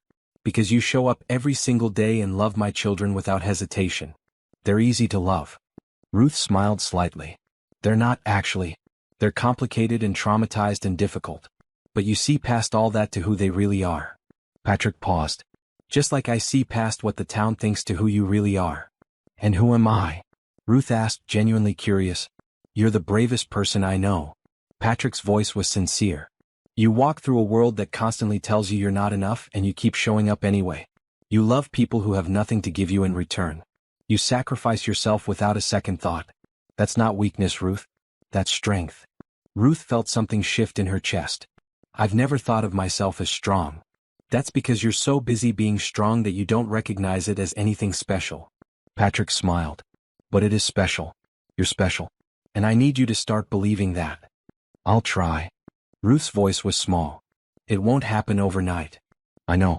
But we have time. Patrick stood up. Now go to bed. You need rest. Doctor's orders. As Ruth climbed the stairs to her room, she felt different somehow. Lighter. Like she had been carrying a weight she didn't even know was there, and someone had finally helped her set it down. She had spent her whole life being not enough. But maybe, just maybe, she was exactly enough after all. 3 weeks after Ruth's collapse, Christmas approached. Ruth had never really celebrated the holiday properly. In foster care, Christmas usually meant a few donated toys and a special meal, nothing more. As an adult living alone, she'd ignored it entirely. But the O'Connor house transformed into something magical. Patrick brought home a 12-foot tree that barely fit in the entrance hall. Boxes of ornaments appeared from the attic, each one carrying memories of Christmases past. Ruth watched Patrick and the children hang decorations, noting how they would pause at certain ornaments, their faces going sad before forcing smiles back on. Mom always put the angel on top. Kara held a delicate porcelain angel, her small hands trembling. Daddy would lift her up and she would reach really high. Patrick knelt down beside his daughter. Would you like to put it up this year? Kara looked at Ruth, her gray eyes uncertain. Should Miss Ruth do it instead? No, baby. This is your family tradition. Ruth came closer. I'm here to help you keep your traditions, not replace them. But you're part of our family now. Bridget's voice was firm. You should put the angel up with Kara. Ruth felt tears prick her eyes. Are you sure? We're sure. Finn grabbed Ruth's hand. Come on. Patrick lifted Kara onto his shoulders. Ruth stood beside them, steadying the little girl as she reached high to place the angel on top of the tree. The angel's white dress caught the light, casting soft shadows across the entrance hall. Mom would like that you're here. Bridget hugged Ruth's waist. She would want someone to take care of us. Someone nice. Ruth couldn't speak past the lump in her throat. She just held Bridget close and watched the tree lights twinkle in the gathering dusk. Later that evening, after the children were asleep, Ruth found Patrick in the study. He sat at his desk, staring at a photograph. Ruth could see it was from a Christmas past, Michelle and Patrick with the children, all of them smiling in matching pajamas. I'm sorry. I can go. Ruth started to back out. No, please. Come in. Patrick set the photo down. I could use the company. Ruth entered cautiously, sitting in one of the leather chairs across from the desk. That's a beautiful picture. It was taken 2 years ago. The last Christmas before Michelle died. Patrick's voice was rough. She picked out those matching pajamas. Made me wear them even though I felt ridiculous. She said family photos were more important than my dignity. She sounds like she was wonderful. Ruth meant it. She was. But she was also complicated. Patrick leaned back in his chair. Everyone remembers her as this perfect mother, perfect wife, perfect person. And in many ways she was. But toward the end, things were difficult between us. Ruth stayed quiet, sensing he needed to talk. She was always involved in everything. PTA, charity boards, school committees, social events. She thrived on it. But about 6 months before she died, she started pulling away. From me, from the children, from everything. Patrick rubbed his face tiredly. I tried to talk to her about it, but she said I wouldn't understand. That I was too focused on work to see what really mattered. That must have been hard. Ruth's voice was gentle. I thought we had time to fix it. I thought we'd work through it like we'd worked through other problems. Patrick's voice cracked. Then she was gone. And I never got to make things right. I never got to tell her I was sorry for being so focused on my career. I never got to ask what she needed from me. You can't blame yourself for not knowing the future. Ruth leaned forward. You loved her. That's what matters. Did I love her enough? That's what keeps me awake at night. Patrick looked directly at Ruth. I gave her a beautiful house, financial security, everything money could buy. But maybe I didn't give her enough of me. Maybe that's why she was pulling away. Or maybe she was struggling with something you couldn't have known about. Ruth chose her words carefully. Sometimes people carry pain we can't see. That's not your fault. The children blame themselves, especially Bridget. She thinks if she had been better behaved, less difficult, her mother wouldn't have been so stressed that night. Patrick's voice broke. She thinks the accident was somehow her fault because Michelle had been at a PTA meeting about Bridget's grades. Oh no. Ruth's heart ached. Does Bridget talk about that? She did once, to the therapist Catherine insisted they see. Then she clammed up and refused to go back. Patrick stood and walked to the window. That's part of why Catherine filed that complaint. She thinks I'm not getting the children proper help. That I'm just throwing money at the problem by hiring you instead of getting them real therapy. Maybe they need both. Ruth stood as well. There's no shame in therapy. But they also need someone here every day, someone consistent, someone who loves them. That's what I provide. You provide so much more than that. Patrick turned to face her. You've given them hope again. You've given me hope again. Ruth felt her breath catch. Patrick, I know this is complicated. I know we have to think about the children first. But I need you to know something. Patrick took a step closer. I'm falling in love with you, Ruth. The world seemed to stop spinning. Ruth stared at him, unable to process what she'd just heard. I know it's too soon. Patrick's words came faster, like he was afraid if he stopped talking he'd lose his courage. I know it looks bad. I know what people will say. But I can't help how I feel. Every day I watch you with my children, I watch you put them first without hesitation, I watch you love them like they're your own. And I've started to realize that what I feel for you is more than gratitude.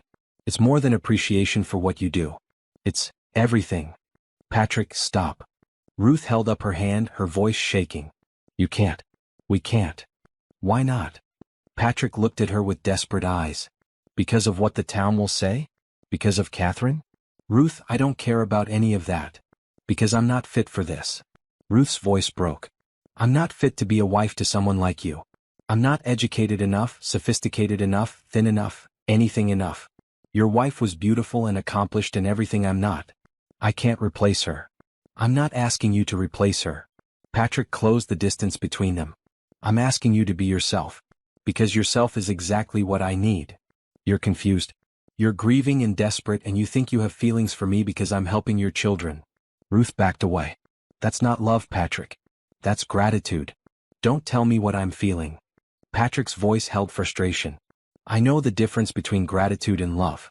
I've been married. I've been in love before. This is real. It can't be real because I'm nobody. Ruth felt tears streaming down her face. I'm the woman nobody wanted. I'm the woman who wasn't good enough for any man, remember? That's what I told you in the airport. That's who I am. That's who you were told you are. Patrick's voice softened. But it's not who you actually are. You're the woman who saved my family. You're the woman who loves my children unconditionally. You're the woman who makes this house feel like a home again. That's who you are, Ruth. I can't do this. Ruth turned toward the door. I'm sorry, but I can't. Ruth, wait.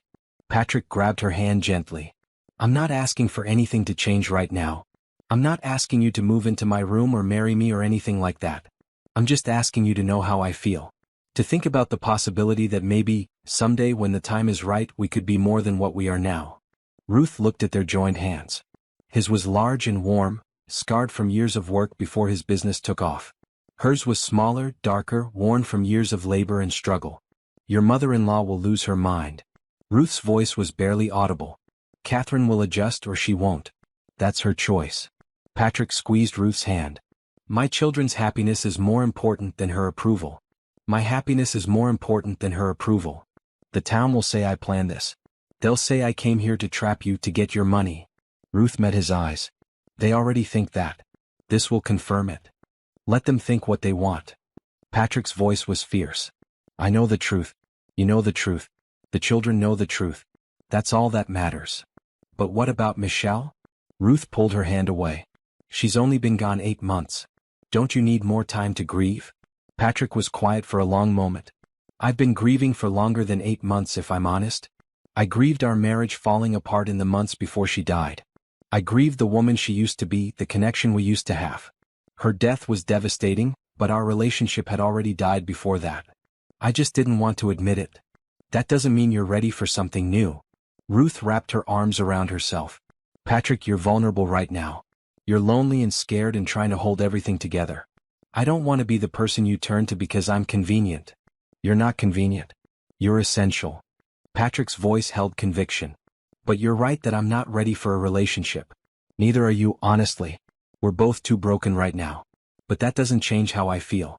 And I needed you to know. Why? Ruth asked. Why did you need me to know? Because I don't want you to think you're just an employee. I don't want you to think you're just here to take care of my children. You're more than that to me. To all of us. Patrick sat back down in his chair, suddenly looking exhausted. I don't expect you to feel the same way. I just needed to be honest. Ruth stood in the doorway, her mind and heart at war. Part of her wanted to run to him, to admit that she had started developing feelings too, that every smile from him made her heart race, that she lay awake at night thinking about what it would be like to be truly part of this family. But another part of her, the part that had been rejected and hurt and told she wasn't enough, screamed at her to protect herself. To not hope for things she couldn't have. To remember her place. I need time to think. Ruth's voice was steady despite the turmoil inside. This is a lot, Patrick. I know. Take all the time you need. Patrick managed a small smile. I'm not going anywhere. Neither are you, I hope. I promise to stay for the children. That hasn't changed. Ruth took a deep breath. But everything else? I don't know. She left the study and climbed the stairs to her room. Once inside, she sat on her bed and let herself cry. Not sad tears exactly, but confused, overwhelmed tears. Patrick O'Connor was falling in love with her. A billionaire. A widower. The father of the children she had come to love like her own. And he claimed it was real, not gratitude or loneliness or desperation. Ruth looked at herself in the mirror. She saw a curvy black woman in her 30s, dressed in sweatpants and an old shirt, her hair in a simple ponytail. She saw someone ordinary. Someone unremarkable. Someone who didn't belong in a mansion with marble floors and crystal chandeliers. How could Patrick see anything worth loving in this reflection? But then she thought about the past 6 weeks. She thought about breakfast together and homework help and bedtime stories. She thought about Patrick's tired smile when he came home from work and found dinner ready. She thought about the way he looked at her sometimes like she was something precious. Maybe he really did see something in her. Something she couldn't see in herself yet. Ruth pulled out her phone and looked at the text messages Patrick had sent over the past weeks. Grateful messages about the children's progress. Updates from work about when he'd be home. Simple messages that said, "Thank you for everything you do." She had saved every single one. Maybe she was falling in love too. Maybe that's why his confession felt less like a shock and more like something she had been hoping for without admitting it to herself. But love was terrifying. Love meant vulnerability. Love meant opening herself up to rejection again. Love meant believing she was worthy of someone wanting her. Ruth lay back on her bed and stared at the ceiling. She thought about the children sleeping down the hall. She thought about Patrick in his study, probably wondering if he had just destroyed everything by confessing his feelings. She thought about the woman in the airport who had told her she wasn't fit for any man. The woman who had believed that was her truth, her destiny, her identity. But maybe that woman was wrong. Maybe Ruth Johnson was exactly fit for one particular man. Maybe all her life experiences, all her pain and struggle and resilience, had been preparing her for exactly this moment, this family, this possibility of love. She didn't have answers yet. But for the first time in her life, Ruth let herself hope that maybe, just maybe, she deserved to be loved too. Have you ever been too scared to hope for something you wanted? Ruth spent her whole life believing she wasn't worthy of love. Now someone is offering it to her and she's terrified. If this story is touching your heart, please subscribe and comment below. Tell us about a time you took a chance on love or hope. Your encouragement means everything. Christmas morning arrived with fresh snow covering Oak Hills and pristine white. Ruth woke early as usual, but this time she found Patrick already in the kitchen making coffee. Merry Christmas. His smile was tentative, careful. They hadn't talked about his confession in the 3 days since it happened. Merry Christmas. Ruth tied her robe tighter. I was going to start breakfast. I wanted to do something for you for once.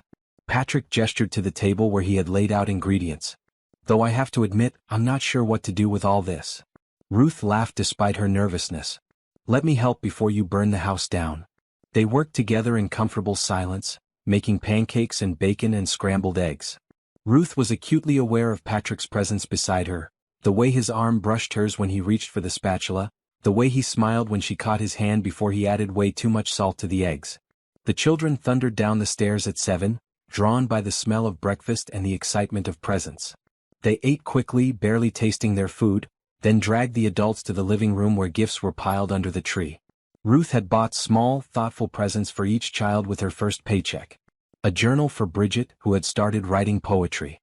A science kit for Finn, who loved experiments. A craft set for Kara, who spent hours drawing. She hadn't expected anything for herself. So when Patrick handed her a large box, her hands trembled as she took it. "Patrick, you didn't have to." Ruth set the box on her lap. "Open it." Kara bounced excitedly. Inside was a thick winter coat, deep blue and obviously expensive. Underneath were gloves, a scarf, and boots that actually fit properly. At the very bottom was a small envelope. Ruth opened the envelope to find a card with a simple message in Patrick's handwriting. "Thank you for being our family. Love, Patrick, Bridget, Finn, and Kara." "The coat is because yours had holes in it." Patrick's voice was gentle. "And the boots because I noticed yours were worn through. And the card because we all wanted you to know how much you mean to us." Ruth pressed the card to her chest, unable to speak past the emotion clogging her throat. "Do you like it?" Kara asked anxiously. "I love it." Ruth's voice was thick with tears. "It's the most thoughtful gift anyone has ever given me." The rest of Christmas Day passed in a warm blur. They watched movies and played board games. Ruth made a turkey dinner that filled the house with delicious smells. They laughed and talked and enjoyed each other's company. For the first time in her life, Ruth felt like she was part of a real family. Not a temporary placement. Not a job. But an actual family. That evening, after the children had gone to bed exhausted from excitement, Patrick found Ruth in the kitchen cleaning up. "Leave the dishes. Nancy will do them tomorrow." Patrick took the sponge from her hand. "I don't mind." Ruth tried to take it back. "I know you don't. But it's Christmas. Take a break." Patrick smiled. "Besides, I wanted to talk to you about something." Ruth's stomach tightened. "Okay. The children's school is having a winter dance next week. They want me to chaperone."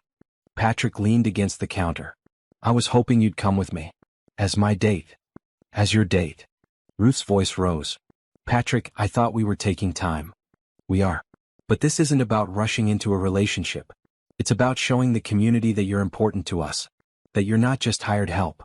Patrick's voice was earnest. "Plus, the children want you there. They already told their friends you'd be coming." "What did their friends say?" Ruth asked, already knowing the answer. "Some of them are excited. Some of them are confused. Some of them probably heard things from their parents." Patrick grimaced. "But the children don't care. They want their family there together." "Their family." Ruth tested the words. "Is that what we are?" "That's what we've been for weeks now." Patrick took her hand carefully, giving her space to pull away if she wanted. "I know you're scared. I know this is complicated. But can you at least come to the dance? Not as my girlfriend or my anything. Just as Ruth, who the children love and want there." Ruth looked at their joined hands. She thought about Bridget, Finn, and Kara. She thought about their excited faces when they talked about the dance. She thought about disappointing them. "Okay." Ruth squeezed his hand. "I'll go." The next week passed in a flurry of preparation. Ruth had never been to a school dance as an adult. She didn't know what to wear or how to act. Bridget helped her pick out a simple green dress from the back of her closet, something Ruth had bought at a thrift store years ago for a job interview but never wore. The night of the dance, Ruth stood in front of her mirror, hardly recognizing herself. The dress actually fit nicely, emphasizing her curves in a way that felt both flattering and uncomfortable. She had done her hair carefully, letting her natural curls frame her face.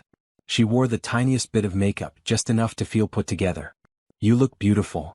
Bridget stood in the doorway, wearing a purple dress with sparkles. "Thank you, baby." Ruth turned from the mirror. "You look beautiful too. Dad's waiting downstairs. He got really dressed up. I think he's nervous." Bridget giggled. "He changed his tie 3 times." They walked downstairs together. Patrick stood in the entrance hall wearing a dark suit, his hair neatly combed. When he saw Ruth, he froze. "Wow." The word escaped before he could stop it. Ruth felt her cheeks warm. "Is it too much?" "It's perfect." Patrick's voice held awe. "You're perfect." Finn and Kara came running down the stairs, both dressed in their best clothes. "Let's go. We're going to be late." The school gymnasium had been transformed with lights and decorations. A DJ played music in one corner while tables of snacks lined the walls. Children ran everywhere, their energy infectious. Ruth noticed the stairs immediately. Other parents watched her and Patrick walk in together, their expressions ranging from curious to hostile. Catherine Walsh stood near the punch bowl, her face going white when she saw them. "Ignore them." Patrick took Ruth's hand. We're here for the children. Bridget, Finn, and Kara immediately ran off to find their friends. Ruth and Patrick stood awkwardly by the entrance, surrounded by whispering parents. Jennifer Matthews approached first, her smile plastic. Patrick, how nice to see you. And Ruth, what a colorful dress. Thank you. Ruth kept her voice neutral. I'm surprised you came. This is really more of a parents' event. Jennifer's tone made it clear that Ruth didn't count as a parent. Ruth is family. Patrick's voice was firm. She has every right to be here. Of course. Jennifer's smile didn't waver. Though I hope you're being careful. People talk, you know. About the new caregiver who moved in so quickly after Michelle's death. About how convenient it all is. What exactly are you implying? Patrick's voice grew cold. Nothing at all. I'm just concerned for your children's well-being. Michelle was such a wonderful mother.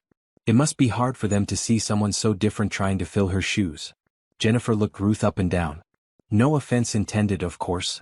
None taken. Ruth's voice was steady even though she wanted to cry. Because I'm not trying to fill Michelle's shoes. I'm walking alongside the children in my own shoes. There's a difference. Jennifer's eyes narrowed. Before she could respond, Bridget appeared at Ruth's side. Miss Ruth, will you dance with me? They're playing my favorite song. Bridget grabbed Ruth's hand. Of course, baby. Ruth let herself be pulled onto the dance floor, grateful for the escape. They danced together, Bridget spinning and laughing. Other children joined them. Soon Ruth was surrounded by kids, all wanting to dance with the fun grown-up who didn't care about looking silly. From the sidelines, Ruth saw Patrick laughing. She also saw Catherine Walsh approaching him, her expression stormy. But Ruth focused on the children. On Bridget's joy. On Finn doing ridiculous robot moves that made everyone giggle. On Kara dancing with her friends, no longer the shy, scared little girl who wet the bed every night. After several songs, Ruth excused herself to get some water. She was heading to the punch bowl when she overheard two teachers talking behind a decorative screen. Can you believe Patrick brought her here? As if she belongs. I know. She's the hired help. She should know her place. I heard she's a gold digger. That she's after his money. Well, she picked the right target. Patrick's one of the wealthiest men in Oak Hills. Though I can't imagine what he sees in someone like her. Desperation probably. Men will take what's available when they're grieving. Ruth stood frozen, the words hitting her like physical blows. She had known people thought these things, but hearing them spoken so casually was different. That's enough. A sharp voice cut through the gossip. Ruth looked up to see Miss Peterson, Kara's teacher. You should both be ashamed of yourselves. We were just talking. One of the teachers looked embarrassed. You were being cruel and judgmental about someone who has done nothing but love those children. Miss Peterson's voice was icy. I've taught Kara for 4 months. Before Ruth came, that little girl was falling apart. She cried every day. She couldn't focus. She was having accidents in class because she was so anxious. Now, she's thriving. She's happy. She's confident. That's because of Ruth. We didn't mean anything by it. The second teacher tried to defend herself. You meant exactly what you said. And it's ugly. Miss Peterson noticed Ruth standing there. Ruth, I'm so sorry you heard that. It's okay. Ruth's voice was surprisingly steady. I'm used to it. You shouldn't have to be used to it. Miss Peterson walked over to her. I want you to know that not everyone feels that way. Some of us see what you're doing for that family and we're grateful.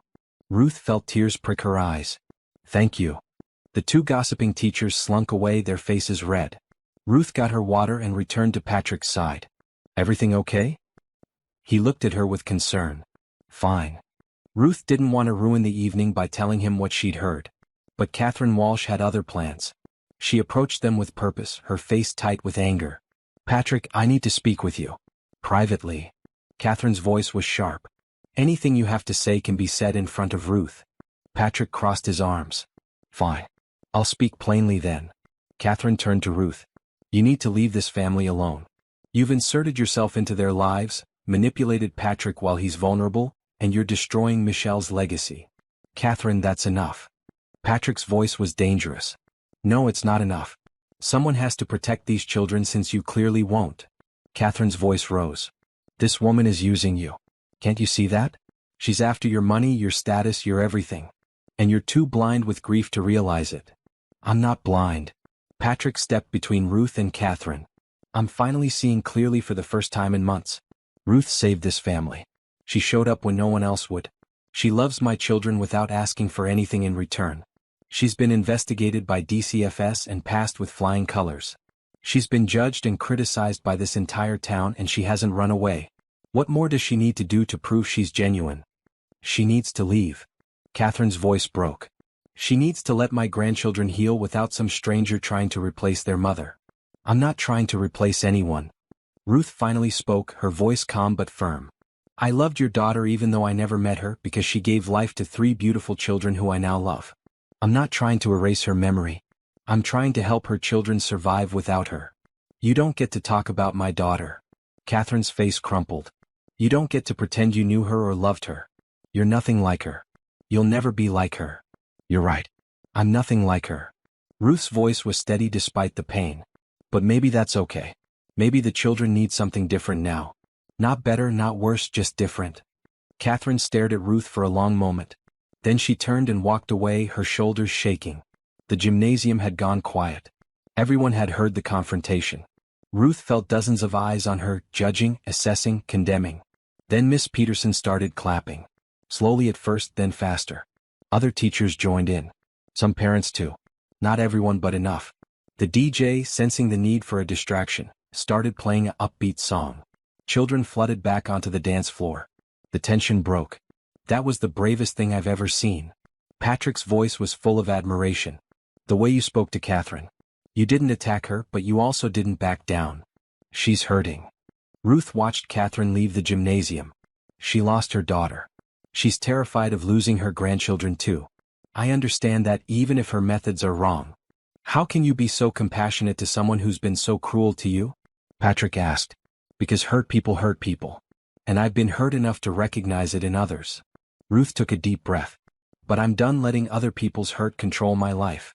I'm done believing I'm not good enough just because they say so. Good.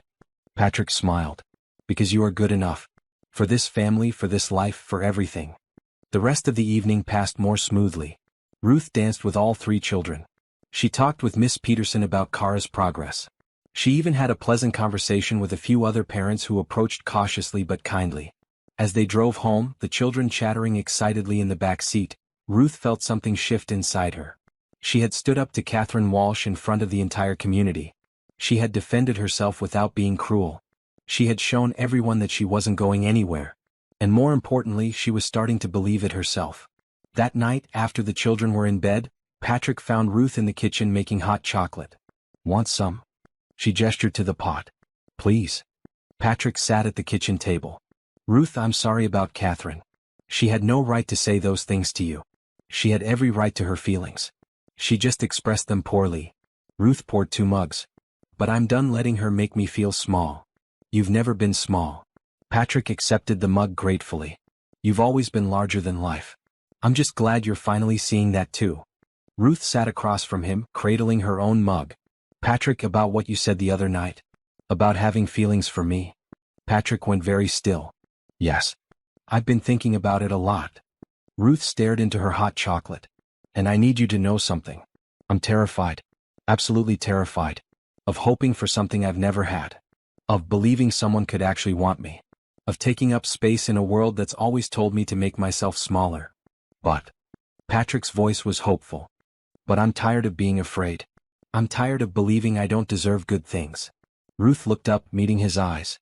So if you still feel the way you said you do, if this is real and not just gratitude or loneliness, then maybe we could try.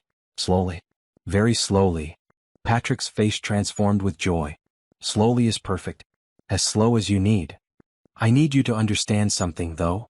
Ruth's voice was serious. I'm not Michelle. I'll never be Michelle. I'll make different choices, have different strengths and weaknesses, be a different kind of partner. If you're looking for a replacement for her, I can't be that. I'm not looking for a replacement. I'm looking for you. Patrick reached across the table and took her hand. Just you, exactly as you are. Ruth felt tears slide down her cheeks. Even though I'm not fit for any man? Even though I'm too big, too poor, too uneducated, too everything that's wrong? Especially because of all those things. Patrick squeezed her hand. Because those things made you who you are. Strong, compassionate, resilient, loving. You're not too anything, Ruth. You're exactly enough. For the first time in her life, Ruth let herself believe it might be true. January brought cold weather and unexpected crisis. Ruth was making breakfast on a Tuesday morning when Patrick's phone rang. She heard his voice from the study, rising in alarm. What? No, that's not possible. I have custody. I'm their father. Ruth set down the spatula and moved toward the study. Patrick stood at his desk, his face pale, his hand gripping the phone so hard his knuckles were white. Catherine filed what? Patrick's voice rose. A petition for grandparents' rights? She can't do that. She has no grounds. Ruth's stomach dropped. She knew what this meant. Catherine Walsh wasn't giving up. She was escalating. After Patrick hung up, he sat heavily in his chair. Catherine is taking me to court. She's filing for partial custody of the children, claiming I'm providing an unstable home environment. Because of me. It wasn't a question. Her petition specifically mentions inappropriate live-in relationship with unqualified caregiver and failure to properly grieve before introducing new romantic partner. Patrick's voice was bitter. My lawyer says we need to prepare for a custody evaluation. The next few weeks were a nightmare of legal proceedings. A court-appointed psychologist came to evaluate the family. She interviewed Patrick, the children, and Ruth separately. She observed them together and apart. She requested school records, medical records, financial records, everything. The children knew something was wrong. They grew quiet and anxious again, some of the progress they had made slipping away. Kara started wetting the bed more frequently. Finn got into 2 fights at school. Bridget stopped talking except when directly asked a question. This is my fault. Ruth told Patrick one evening after the children were asleep. If I hadn't stayed, if I had just left like Catherine wanted, none of this would be happening. Don't you dare blame yourself. Patrick's voice was fierce. Catherine is doing this out of grief and fear, not because of anything you did wrong. My lawyer says her case is weak. Grandparents' rights cases rarely succeed when both parents are fit. But I'm not a parent. Ruth's voice was small. That's part of the problem, isn't it? I'm not their mother. I have no legal standing. I'm just the woman who moved in and complicated everything. You're the woman who saved us. Patrick pulled her close. And we're going to fight this together. The custody evaluation report came back surprisingly positive.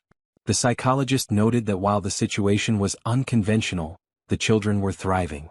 They showed clear attachment to both Patrick and Ruth, age-appropriate behavior, and healthy emotional development. But the report also noted concerns. The children had experienced significant trauma. The relationship between Patrick and Ruth was emotionally intense and potentially premature given the timeline of Michelle's death. The household might benefit from clearer boundaries and professional counseling for all members. The court date was set for mid-February. Patrick hired the best family law attorney in Illinois. Catherine hired an equally impressive legal team. The small hearing room was packed with lawyers, social workers, and witnesses. Ruth sat in the back, not allowed to be at Patrick's table because she wasn't family. She watched Catherine Walsh sit with her legal team, looking dignified and grieving in her black suit. Catherine's lawyer spoke first. He painted a picture of a grieving widower who made poor decisions in his vulnerable state. He described Ruth as an opportunist who inserted herself into the family for financial gain. He brought up Ruth's lack of education, her background in foster care, the speed with which she moved into Patrick's home. Mr. O'Connor hired Ms. Johnson less than 48 hours after meeting her in an airport. The lawyer's voice was incredulous. He allowed her to move into his home around his children with minimal background checking. He has since developed a romantic relationship with her, despite the children still grieving their mother. This shows poor judgment at best, dangerous instability at worst. Catherine took the stand. She spoke about Michelle, about what a wonderful mother she had been. She cried as she described her grandchildren's pain after losing their mother. She expressed concern that Patrick was moving too fast, that he was exposing the children to inappropriate relationships, before they had properly healed. I don't want to take the children away from their father. Catherine's voice trembled. I just want to ensure they're protected. That they have stability. That they're not subjected to a revolving door of women while Patrick searches for a replacement for my daughter. Patrick's lawyer cross-examined her carefully. Mrs. Walsh, you filed a complaint with DCFS about Ms. Johnson's care of the children, correct? Yes. Catherine lifted her chin. I had concerns. Concerns that were investigated thoroughly and found to be without merit? The lawyer's voice was sharp. In fact, the DCFS investigator's report praised Ms. Johnson's care of the children, didn't she? The investigator was fooled, just like my son-in-law. Catherine's voice turned bitter. That woman is very good at pretending to care. Or perhaps she genuinely does care, and you simply can't accept that anyone other than your daughter could love those children? The lawyer let the question hang. Patrick took the stand next. He spoke calmly about his children's deterioration after Michelle's death. He described 4 professional nannies who refused the position before Ruth agreed to help. He detailed the dramatic improvement in the children's behavior, grades, and emotional state since Ruth arrived. I understand this looks unconventional. Patrick's voice was steady. I understand that some people think I moved too fast. But my children were drowning. Ruth threw them a lifeline. And yes, in the process of watching her love my children selflessly, I developed feelings for her. I don't apologize for that. Are you in a romantic relationship with Ms. Johnson? Catherine's lawyer asked sharply. We're exploring the possibility of a relationship, yes. Slowly and carefully, with the children's well-being as our primary concern. Patrick met the lawyer's eyes. But even if I weren't romantically interested in Ruth, I would still want her in my children's lives. She's been more consistent and loving than anyone else except me. The children were brought in separately. The judge spoke to each one gently, asking about their feelings, their home life, their relationship with Ruth and their grandmother. Bridget was articulate and clear. Miss Ruth loves us. Grandma Catherine used to love us too, but now she's just angry all the time. I want Miss Ruth to stay. Finn was more emotional. Grandma Catherine filed that mean complaint that made the DCFS lady come to our house. That scared us. Miss Ruth never did anything to scare us. She just takes care of us. Kara was heartbreaking in her simplicity. I love Miss Ruth. She makes me feel safe. Please don't take her away. After the children left, the judge called Beverly Thompson, the DCFS investigator. She testified about her thorough investigation, her surprise at finding a household that functioned so well, her opinion that Ruth was an unconventional but highly effective caregiver. Then, unexpectedly, Miss Peterson from the school requested to testify. She described the dramatic change in Kara's behavior, from an anxious, tearful child to a confident, happy student. In my 15 years of teaching, I've never seen such a complete turnaround. Miss Peterson's voice was firm. Whatever Ms. Johnson is doing, it's working. These children are thriving under her care. Finally, the psychologist who had done the custody evaluation testified. She noted the genuine attachment between Ruth and the children, the healthy family dynamic, the children's clear preference to maintain the current situation. While the timeline may seem rushed to outside observers, the children's emotional development suggests they feel secure and loved. The psychologist looked directly at the judge. Disrupting this stability now could undo months of healing. Catherine's lawyer tried to argue that stability could be maintained with his client having partial custody, allowing the children to spend significant time away from Ruth's influence. But even as he argued, Ruth could see he knew it was a losing battle. The judge listened to everything, asked probing questions, and finally called for a recess to consider her decision. Ruth sat in the hallway with Patrick, both of them too nervous to speak. The children waited with a social worker in another room. Catherine Walsh stood with her lawyers, looking smaller and older than Ruth had ever seen her. After 2 hours they were called back in. The judge looked tired but resolute. This court recognizes the grief and concern of Mrs. Catherine Walsh regarding her grandchildren. The loss of a daughter is devastating, and her desire to remain close to her grandchildren is understandable and commendable. The judge paused. However, this court also recognizes that Mr. Patrick O'Connor is a fit and loving father, and that his children are demonstrably thriving under his care and that of Ms. Ruth Johnson. Ruth held her breath. Mrs. Walsh's petition for partial custody is denied. Mr. O'Connor will retain full legal and physical custody of his children. The judge's voice was firm. However, Mrs. Walsh will be granted generous visitation rights, to be exercised at times mutually agreed upon by both parties, with the understanding that said visitation will occur in a manner that does not disparage Ms. Johnson or create conflict for the children. Catherine made a choked sound. Her lawyer put a hand on her shoulder. Furthermore, this court recommends family therapy for all parties, including Ms. Johnson and Mrs. Walsh, to help process grief and adjust to the family's new structure. The judge looked at Patrick.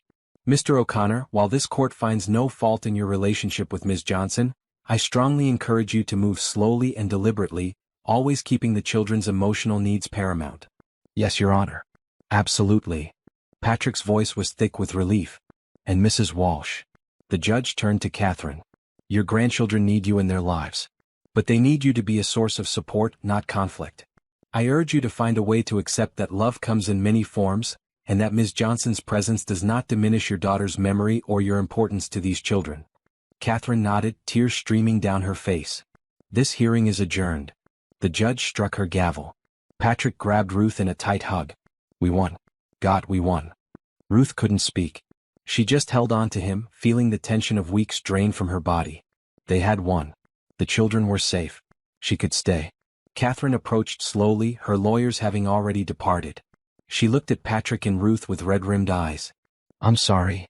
Catherine's voice broke. I'm so sorry. I was just so afraid of losing them like I lost Michelle.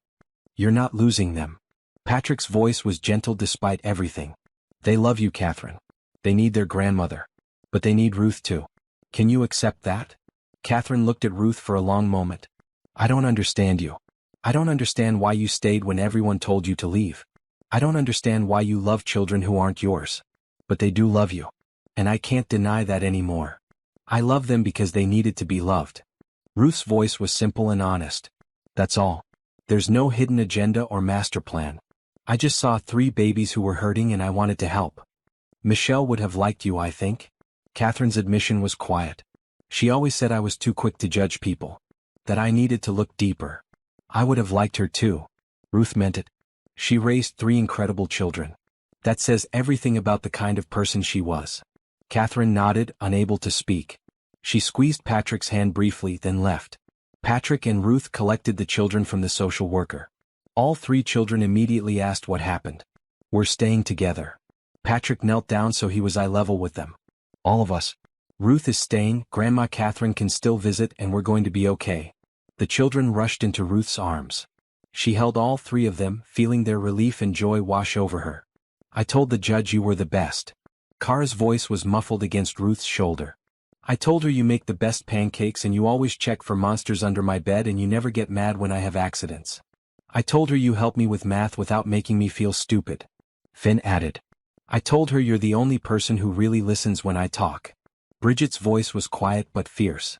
Ruth couldn't hold back tears. I love you 3 so much. You know that, right? We love you too. Bridget spoke for all of them. And we're never letting you go.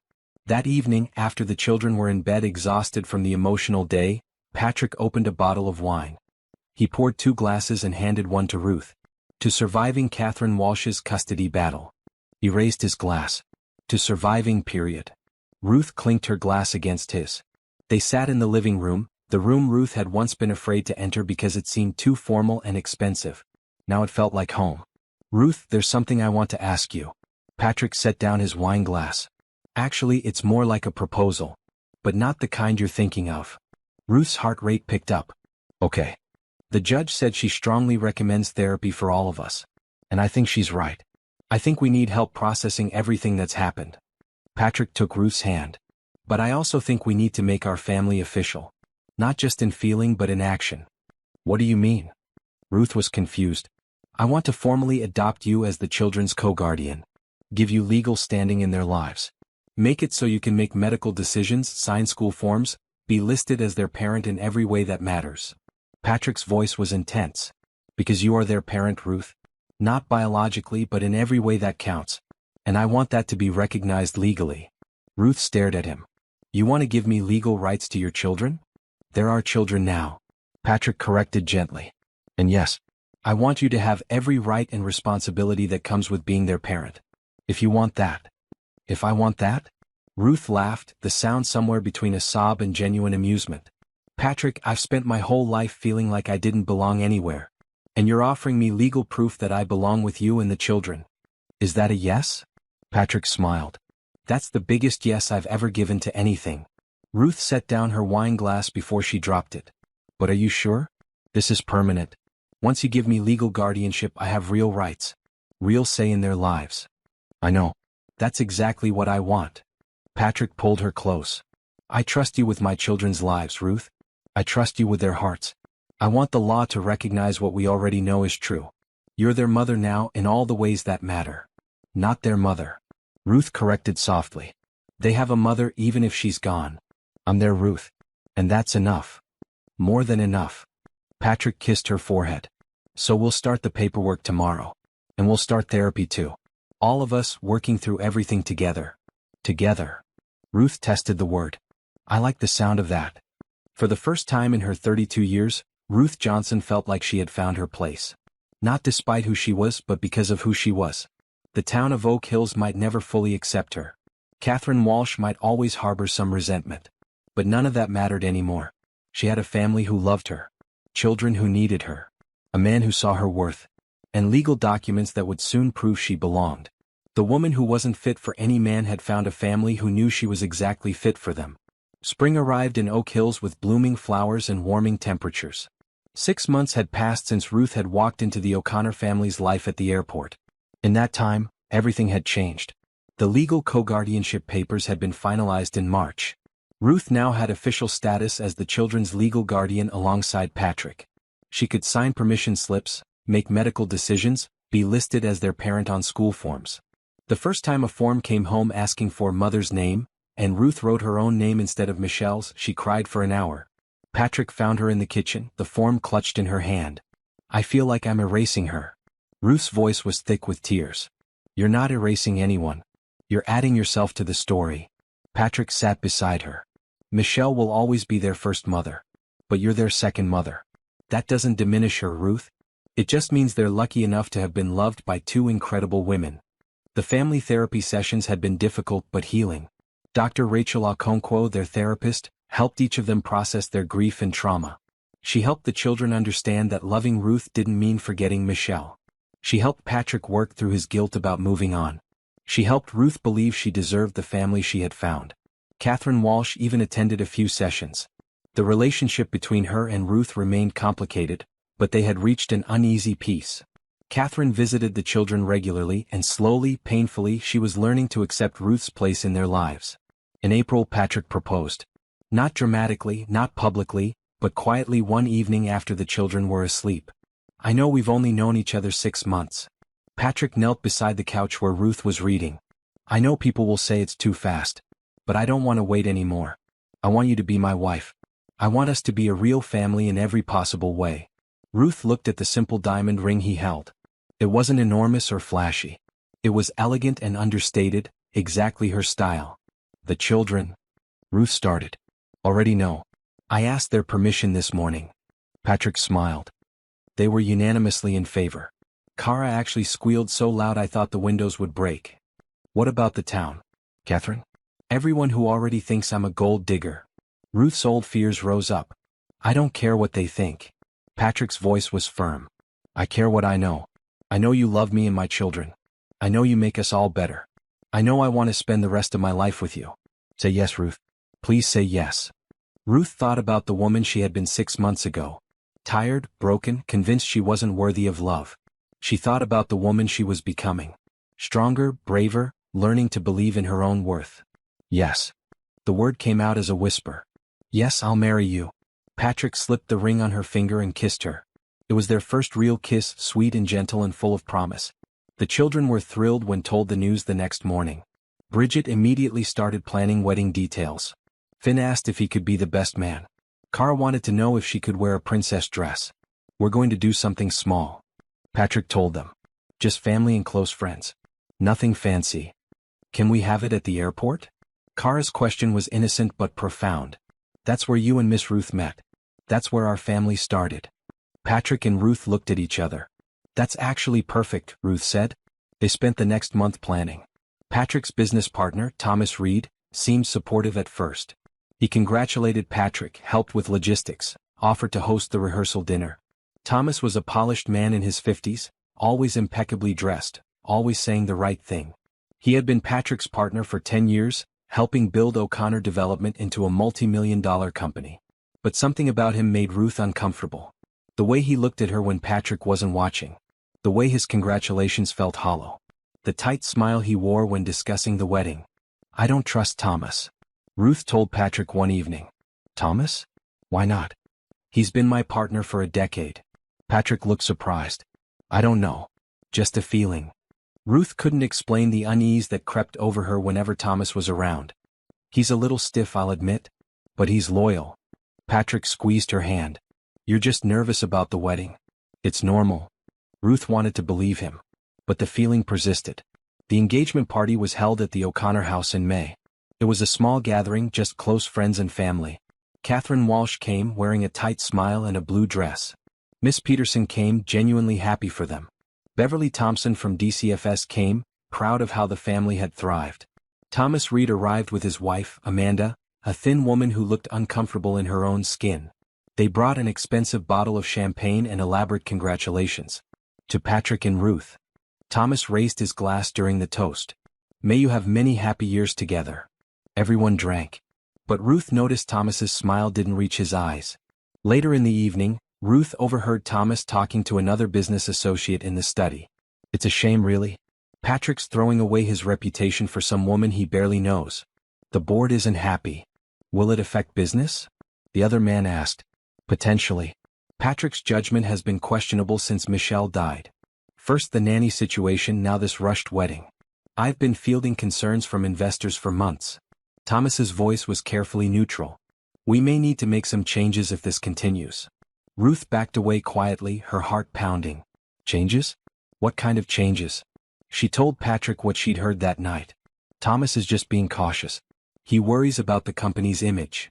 Patrick dismissed her concern. He'll come around once he sees how happy we are. But Ruth couldn't shake the feeling that Thomas was planning something. The wedding was scheduled for June 15th, exactly 6 months and 1 week after Ruth had met Patrick at the airport. They would exchange vows in a small chapel near O'Hare, then have a reception in one of the airport's event spaces. It was unconventional, but it felt right. Starting their marriage in the place where their story began. 3 days before the wedding, Thomas requested an emergency meeting with Patrick at the office. Patrick came home that evening looking shaken. Thomas presented the board with evidence that you married me for money. Patrick's voice was hollow. He has bank records showing you researched my net worth. He has testimony from people claiming you told them you planned to land a rich husband. He has photos of you looking up divorce lawyers online. That's not true. Ruth's voice shook. I never researched your net worth. I never told anyone I wanted to marry rich. And I've never looked up divorce lawyers. I know it's not true. But Thomas has convinced half the board it is. Patrick sat heavily on the couch. They're threatening to vote me out as CEO if I marry you. They say I'm compromised, my judgment is impaired, I'm making decisions based on emotion instead of logic. Then don't marry me. The words tore out of Ruth. Don't lose your company because of me. Are you insane? I'm not calling off the wedding. Patrick grabbed her hands. That company means nothing compared to you and the children. But you built that company. You can't just walk away. Ruth felt tears streaming down her face. Watch me. Patrick's voice was steel. I'll build another company if I have to.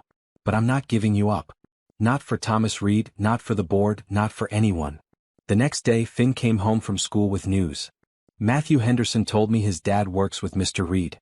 He said Mr. Reed told them you're a con artist, Miss Ruth. He said you're going to steal all our money and leave. Ruth felt sick. Matthew's dad is on the company board? I punched Matthew. Finn's voice was matter-of-fact. The principal called Dad. I'm suspended again. Finn, you can't keep punching people who say bad things about Ruth. Patrick sighed. Why not? You said we're supposed to defend our family. Finn's logic was unassailable. That evening Bridget pulled Ruth aside. I found something on the computer. She handed Ruth a printout. Mr. Reed searched for divorce lawyers. Not you. And he used Dad's computer to do it so it would look like you did it. Ruth stared at the printout. It showed the search history from Patrick's office computer, with timestamps that matched when Thomas had been alone in the office. How did you find this? Ruth asked. I'm good with computers. Dad doesn't know, but I can access his work stuff from home. Bridget looked proud. I wanted to prove Mr. Reed was lying. Ruth hugged Bridget tight. You're amazing.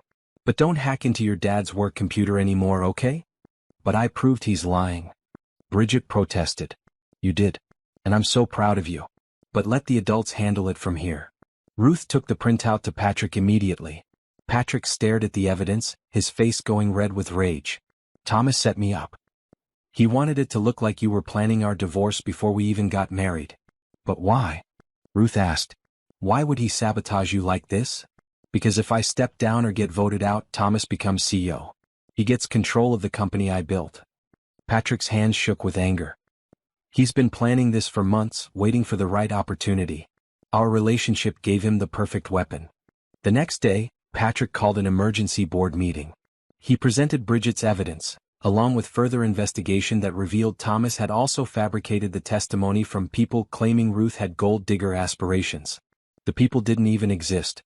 Thomas was voted out of the company immediately. Patrick offered to buy out his shares for a generous amount, just to be rid of him quickly. You destroyed your own career out of greed. Patrick told Thomas in front of the entire board. You tried to destroy my family because you wanted my position. I hope it was worth it. Thomas left without a word, his face pale and drawn. The day before the wedding, Catherine Walsh appeared at the house. She carried a large box. I brought you something. Catherine set the box on the kitchen table. Michelle's wedding dress. I thought maybe you could use parts of it for your dress. Or not use it at all. I just wanted you to have the choice. Ruth opened the box carefully. Inside was a beautiful white dress, delicate lace over silk, preserved perfectly. I can't wear this. Ruth's voice broke. This was Michelle's. And now it's yours if you want it. Or you can wear something completely different. I just wanted you to know that Michelle would want you to have it. Catherine's voice was thick with emotion. She would want someone to love her children. And you do. So in a way you're honoring her by marrying Patrick. Ruth hugged Catherine, both women crying. It was the first real embrace they had shared. Thank you. Ruth whispered. For accepting me. Finally. Thank you for loving them when I was too blind to see you were exactly what they needed. Catherine pulled back, wiping her eyes. Now try on the dress. Let's see if we can make it work. The dress was too small in some places, too large in others. But a seamstress was able to combine Michelle's lace with new blue fabric, creating something that honored the past while celebrating the future. When Ruth looked at herself in the mirror the morning of the wedding, she barely recognized the woman staring back. The dress was beautiful, the bodice fitted with Michelle's lace, the skirt flowing in new blue silk. Her hair was styled in soft curls. Her makeup was subtle but elegant. You look like a princess. Cara breathed, standing in the doorway in her own blue dress. You all look like royalty. Ruth looked at Bridget in her purple dress and Finn in his tiny suit. The most beautiful royal family ever. They drove to the airport together. The chapel was small and intimate, decorated with simple white flowers. Only 20 people attended. Catherine Walsh sat in the front row, next to Patrick's parents who had flown in from Ireland. Miss Peterson came, as did Beverly Thompson, Dr. Okonkwo, and a handful of Patrick's most trusted employees who had stood by him during the Thomas Reed debacle. Patrick stood at the altar in a gray suit, his eyes bright with tears. When Ruth walked down the aisle with all 3 children, he couldn't hold back a sob. You're beautiful. He whispered when she reached him. All 4 of you. The ceremony was simple and heartfelt. They wrote their own vows. Patrick spoke first. Ruth, 6 months ago I was drowning. My children were drowning. We were a family falling apart with no idea how to save ourselves. Then you appeared out of nowhere and threw us a lifeline. Not because you had to, not because you expected anything in return, but because you saw people who needed help and you couldn't walk away. You've taught my children to love again. You've taught me to hope again. You've shown us all that family isn't just about blood, it's about who shows up and stays. I promise to show up for you the way you showed up for us. I promise to stay through everything life throws at us. I promise to love you exactly as you are, for all our days. Ruth was crying too hard to speak for a moment. She took a shaky breath and began. Patrick, I spent my whole life being told I wasn't enough. Too big, too poor, too black, too everything that didn't fit what the world wanted. I believed it. I made myself small and invisible because I thought that's what I deserved. Then I met 3 children who needed love more than they needed someone perfect. And I met a man who saw me, really saw me for the first time in my life. You didn't see my flaws or my failures. You saw someone who could love your children. And in loving them, I learned to love myself. You've given me a family, a home, a place to belong. I promise to love your children like they're mine. I promise to build a life with you that honors where we've been and celebrates where we're going. I promise to believe I'm enough, even on the days when it's hard. Because you make me believe it's true. There wasn't a dry eye in the chapel. The minister pronounced them husband and wife. Patrick kissed Ruth gently, then knelt down so the children could join the embrace. We're a family now. Cara announced to everyone. Officially. The reception was held in a bright event space overlooking the airport runways. They watched planes take off and land while eating cake and celebrating. It was unconventional and perfect. Catherine gave a toast that surprised everyone. When Patrick first told me he was marrying Ruth, I was angry. I thought he was making a terrible mistake. I thought no one could replace my daughter. Catherine's voice shook. But I was wrong. Ruth isn't replacing Michelle. She's continuing Michelle's legacy of love. She's showing those children that love doesn't die with the people we lose. It multiplies, it grows, it finds new ways to express itself. Ruth, you've taught me that opening your heart to new people doesn't mean forgetting the ones you've lost. Thank you for that gift. Ruth hugged Catherine, both women crying again. As the evening wound down, Ruth stood by the window watching planes take off into the sunset. Patrick came up behind her, wrapping his arms around her waist. What are you thinking about? He asked. About 6 months ago, standing in this airport watching you with your children. Watching that nanny walk away. Deciding to take the biggest risk of my life. Ruth leaned back against him. I was terrified. Are you still terrified? Patrick kissed her temple. Sometimes. But it's different now. Ruth turned to face him. Now I'm terrified of how happy I am. Of how much I have to lose if something goes wrong. Nothing's going to go wrong. Patrick cupped her face gently. We've been through custody battles and health crises and sabotage attempts. We've survived Catherine's wrath and Thomas's betrayal and the entire town's judgment. We can survive anything. Promise? Ruth searched his eyes. I promise. Patrick kissed her softly. We're in this together now. For better or worse, richer or poorer, in sickness and health. You know those vows were already covered in the ceremony, right? Ruth smiled against his lips. I know, but I wanted to say them again. Just to make sure you know I mean them. Patrick pulled her closer. I love you, Ruth Johnson O'Connor. I love you too. Ruth rested her head on his chest. More than I ever thought I could love anyone. They stood together watching planes take off, symbolizing new beginnings and journeys starting. Ruth thought about her own journey. From foster care to struggle to survival to this moment. This beautiful, impossible, perfect moment. She was married. She had children who loved her. She had a man who believed in her. She had a mother-in-law who had finally accepted her. She had a community that was slowly learning to see past their prejudices. She was Ruth Johnson O'Connor. And she was enough. More than enough. She was exactly right. 9 months after the wedding, Ruth stood in the bathroom at 5 a.m, staring at a pregnancy test. 2 pink lines. Positive. She sat on the edge of the bathtub, her hands shaking. She and Patrick had talked about more children, but neither of them expected it to happen so quickly. Patrick knocked on the door. Ruth? Are you okay? You've been in there for 20 minutes. Ruth opened the door, holding out the test wordlessly. Patrick stared at it for a full minute before his face split into the biggest smile Ruth had ever seen. We're having a baby? We're having a baby. Ruth felt tears stream down her face. Patrick, I'm going to be a mother. An actual, biological mother.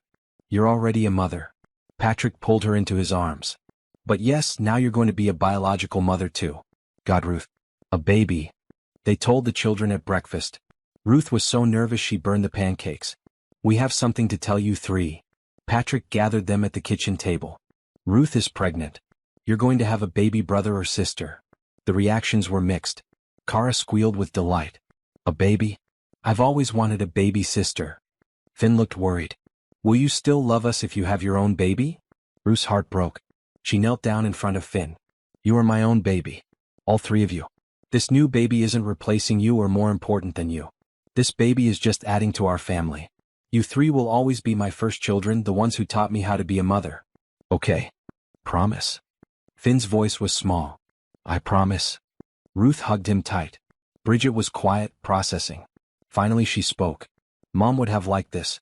She always said she wanted more kids. Tell me about that. Ruth sat beside Bridget. What did your mom say about wanting more children? She said she wished we had a little brother or sister. She said our family felt incomplete. Bridget's voice was wistful. But she couldn't have more kids after Kara. Something about medical stuff I didn't understand. Then maybe this baby is meant to be. Ruth took Bridget's hand. Maybe this is the little brother or sister your mom always wanted for you, just arriving in a different way than expected. Bridget smiled slightly. I like that idea. The pregnancy was difficult. Ruth's diabetes made it high risk. She had to monitor her blood sugar constantly, attend frequent doctor appointments, modify her diet even more strictly. She was exhausted all the time. But she also felt a joy she had never experienced before. Every flutter of movement, every heartbeat on the ultrasound, every milestone filled her with wonder. At 20 weeks, they learned she was having twins. A boy and a girl. Twins run in my family. Patrick looked stunned at the ultrasound screen. My grandmother was a twin. But I never expected this. Ruth laughed and cried at the same time. We're going to have 5 children, Patrick. 5. We can handle 5. Patrick squeezed her hand. We've handled everything else. The community of Oak Hills had gradually warmed to Ruth over the past year. The dramatic improvement in the O'Connor children's well-being was impossible to ignore. Teachers praised Ruth at school events. Other parents slowly stopped gossiping. Even Jennifer Matthews managed a stiff but genuine congratulations when she heard about the pregnancy. Catherine Walsh was overjoyed. More grandchildren. Oh, Michelle would be so happy. Ruth suggested they name the girl Michelle, after Patrick's late wife. Patrick cried when she offered. Are you sure? He asked. I don't want you to feel pressured. I'm sure. She was their mother first. This honors her memory. Ruth's hand rested on her growing belly. Besides, I like the idea of a little Michelle running around carrying on her legacy. They named the boy Ryan after Ruth's favorite foster parent, the woman who had taught her to cook. The remaining months of pregnancy passed in a blur of preparation. They converted 2 guest rooms into nurseries. The older children helped pick out decorations. Bridget insisted on purple walls for Michelle's room. Finn chose blue for Ryan's. Ruth's health became more complicated as the pregnancy progressed. She developed preeclampsia in her 8th month and was put on bed rest. Patrick took time off work. The children helped with everything, bringing Ruth meals and keeping her company. I feel useless. Ruth told Dr. Martinez during a home visit. I'm supposed to be taking care of everyone, and instead everyone is taking care of me. Taking care of each other is what families do. Dr. Martinez checked her blood pressure, frowning at the reading. Ruth, we need to talk about delivery. With the preeclampsia and your diabetes, I'm recommending a C-section at 36 weeks. Waiting longer is too risky. 36 weeks? Ruth felt panic rise. That's only 2 weeks away. I know. But the babies are measuring well. They should be fine. Dr. Martinez sat beside her bed. I won't lie, this is going to be complicated. But you're strong. You've survived much harder things than this. The night before the scheduled C-section, Ruth couldn't sleep. She wandered downstairs at 2 in the morning and found Patrick in the kitchen. Couldn't sleep either? He asked, pouring her a glass of water. Too nervous. Ruth sat at the kitchen table. What if something goes wrong? What if I can't handle twins on top of 3 other children? What if I'm not enough? Ruth. Patrick sat beside her, taking her hands. Look at me. You are more than enough. You've been more than enough since the day I met you in that airport. Tomorrow you're going to bring 2 more beautiful babies into this world. And yes, it's going to be hard. But we're going to do it together. All of us. I never thought I'd have this. Ruth's voice broke. A husband who loves me. Children who need me. A home that's really mine. Babies growing inside me. I spent so many years believing I didn't deserve any of this. You deserve all of it and more. Patrick kissed her forehead. You deserve every good thing that comes your way. And I'm going to spend the rest of my life making sure you never forget that. The C-section the next morning went smoothly. Michelle Ruth O'Connor arrived first, screaming lustily, weighing 5 pounds 2 ounces. Ryan James O'Connor followed 3 minutes later, quieter but healthy, weighing 5 pounds even. Ruth held both babies in the recovery room, tears streaming down her face. They're perfect. Look at them, Patrick. They're perfect. They're beautiful. Just like their mother. Patrick took dozens of photos, his own eyes wet with tears. Bridget, Finn, and Cara came to visit that afternoon.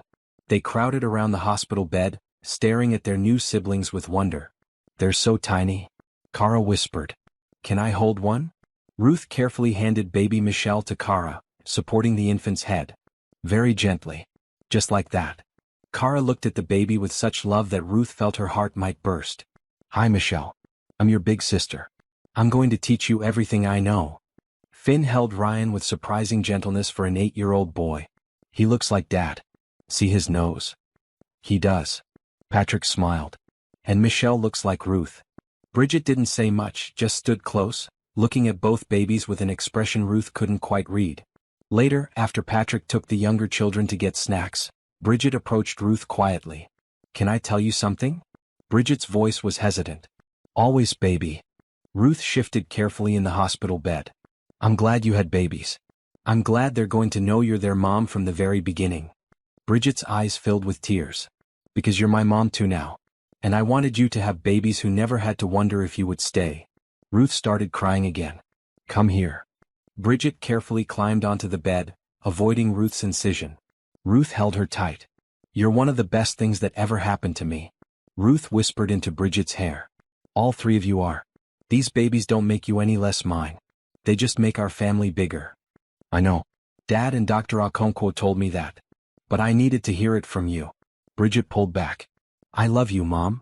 It was the first time any of the children had called Ruth, Mom. Ruth couldn't speak past the lump in her throat. She just held Bridget and cried happy tears. They brought the twins home 3 days later. The house was chaos. 2 infants needing feeding every 3 hours. Ruth's incision healing slowly. Patrick trying to help while also managing work. The older children trying to adjust to the noise and disruption. But it was beautiful chaos. Catherine Walsh came by every day helping with laundry and cooking and baby care. She and Ruth had formed an unlikely friendship, bonded by their shared love for the children. I judged you so harshly, Catherine said one afternoon while holding baby Ryan. I'm ashamed of how I treated you. You were grieving. You were protecting your grandchildren the only way you knew how. Ruth adjusted baby Michelle's blanket. I understand that now.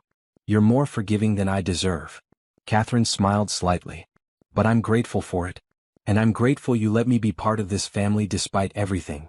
You're their grandmother. You'll always be part of this family. Ruth meant it. 6 months later, Ruth stood in front of Oak Hills Elementary School, watching Cara perform in the spring concert. Baby Michelle slept in a carrier on Ruth's chest while Patrick held baby Ryan. Bridget and Finn sat beside them, fidgeting excitedly. Cara sang her solo beautifully, her voice clear and confident. When she finished, she waved at Ruth specifically, her smile bright enough to light the room. After the concert, Miss Peterson approached. Ruth, I wanted to tell you something. Cara's reading scores came back. She tested at the top of her class. Actually, all 3 of your older children are exceeding expectations academically and socially. Thank you for telling me. Ruth felt pride swell in her chest. I know it's been hard to juggle everything with the twins, but you're doing an amazing job. Those children are thriving because of you. Miss Peterson squeezed Ruth's arm gently. The whole school sees it. Even the people who doubted you at first. That evening, Ruth returned to the airport for the first time since the wedding. Patrick had helped her organize something special. The O'Connor Foundation for Foster Children was launching that night. Ruth had used part of her salary and some of Patrick's resources to create a foundation that would help teenagers aging out of foster care. They would provide scholarships, job training, housing assistance, mentorship, and emotional support.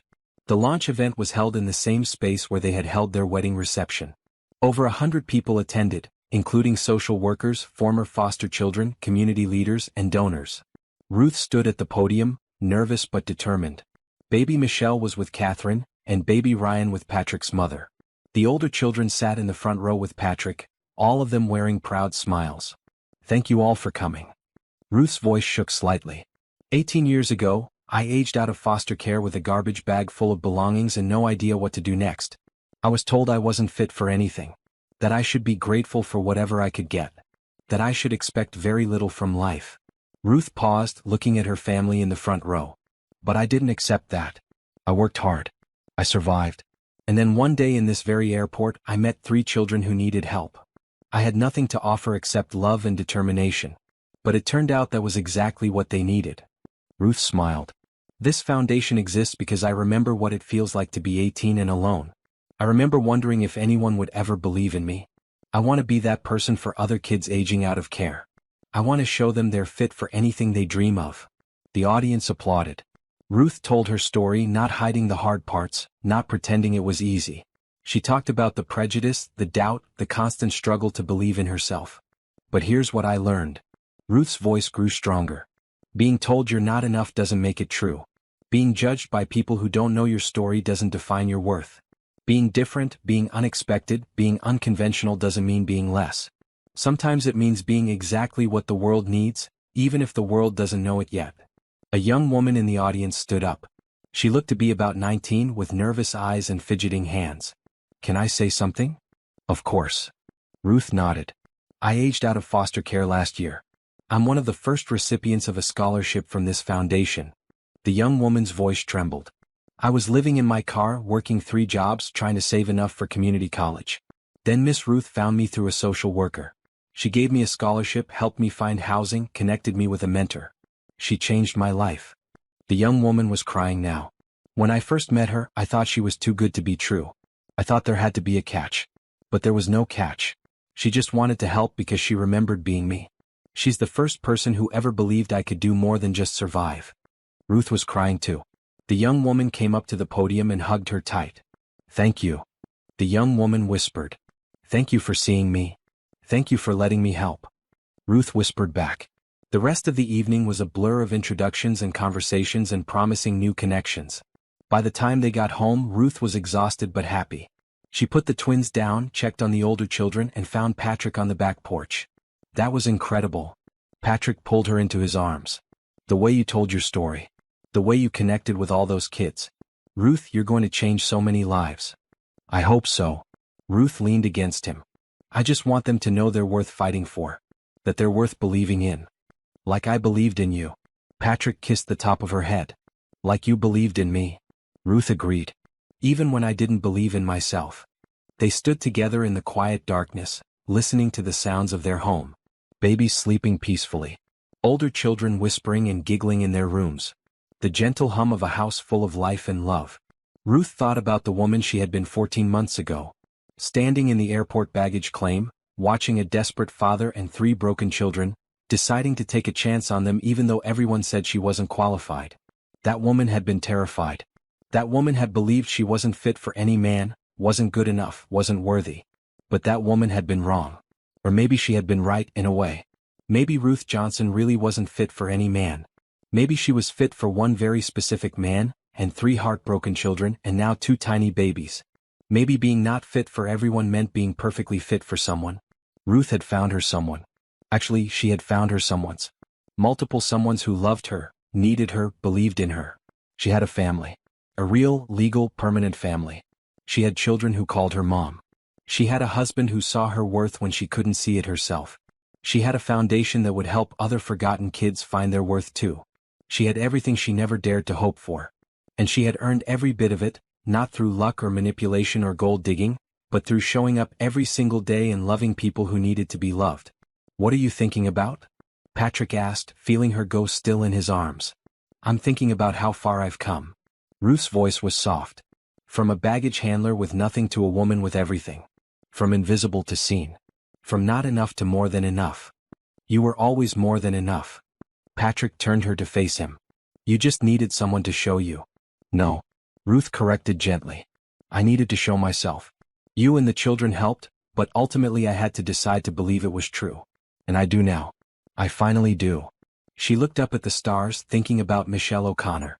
The woman whose death had created space for Ruth in this family. The woman whose children Ruth now loved as her own. The woman whose name would be carried on by the tiny baby girl sleeping upstairs. Thank you, Michelle. Ruth whispered to the stars. Thank you for loving them first. Thank you for teaching them how to love. Thank you for making them who they are. I promise I'll take care of them. I promise I'll honor your memory. I promise they'll always know how much you loved them. The wind rustled through the trees, soft and gentle, almost like a whisper of approval. Patrick heard her and smiled. She would have liked you, you know. She would have been grateful it was you who found us. I hope so. Ruth leaned into Patrick's warmth. I really hope so. They went inside together, checking on all 5 children one last time before heading to their own room. Ruth stood in the doorway of each room watching her children sleep. Bridget, curled up with a book on her chest. Finn, sprawled across his bed like a starfish. Kara, peaceful and dry, no nightmares tonight. Michelle and Ryan, sleeping side by side in their cribs, tiny and perfect. Her children. All of them. Hers. Ruth Johnson O'Connor. Mother to 5. Wife to 1. Founder of a foundation. Survivor of foster care. Overcomer of prejudice. Believer in her own worth. She was not fit for any man. But she was exactly fit for this man, these children, this life. And that was more than enough. It was everything.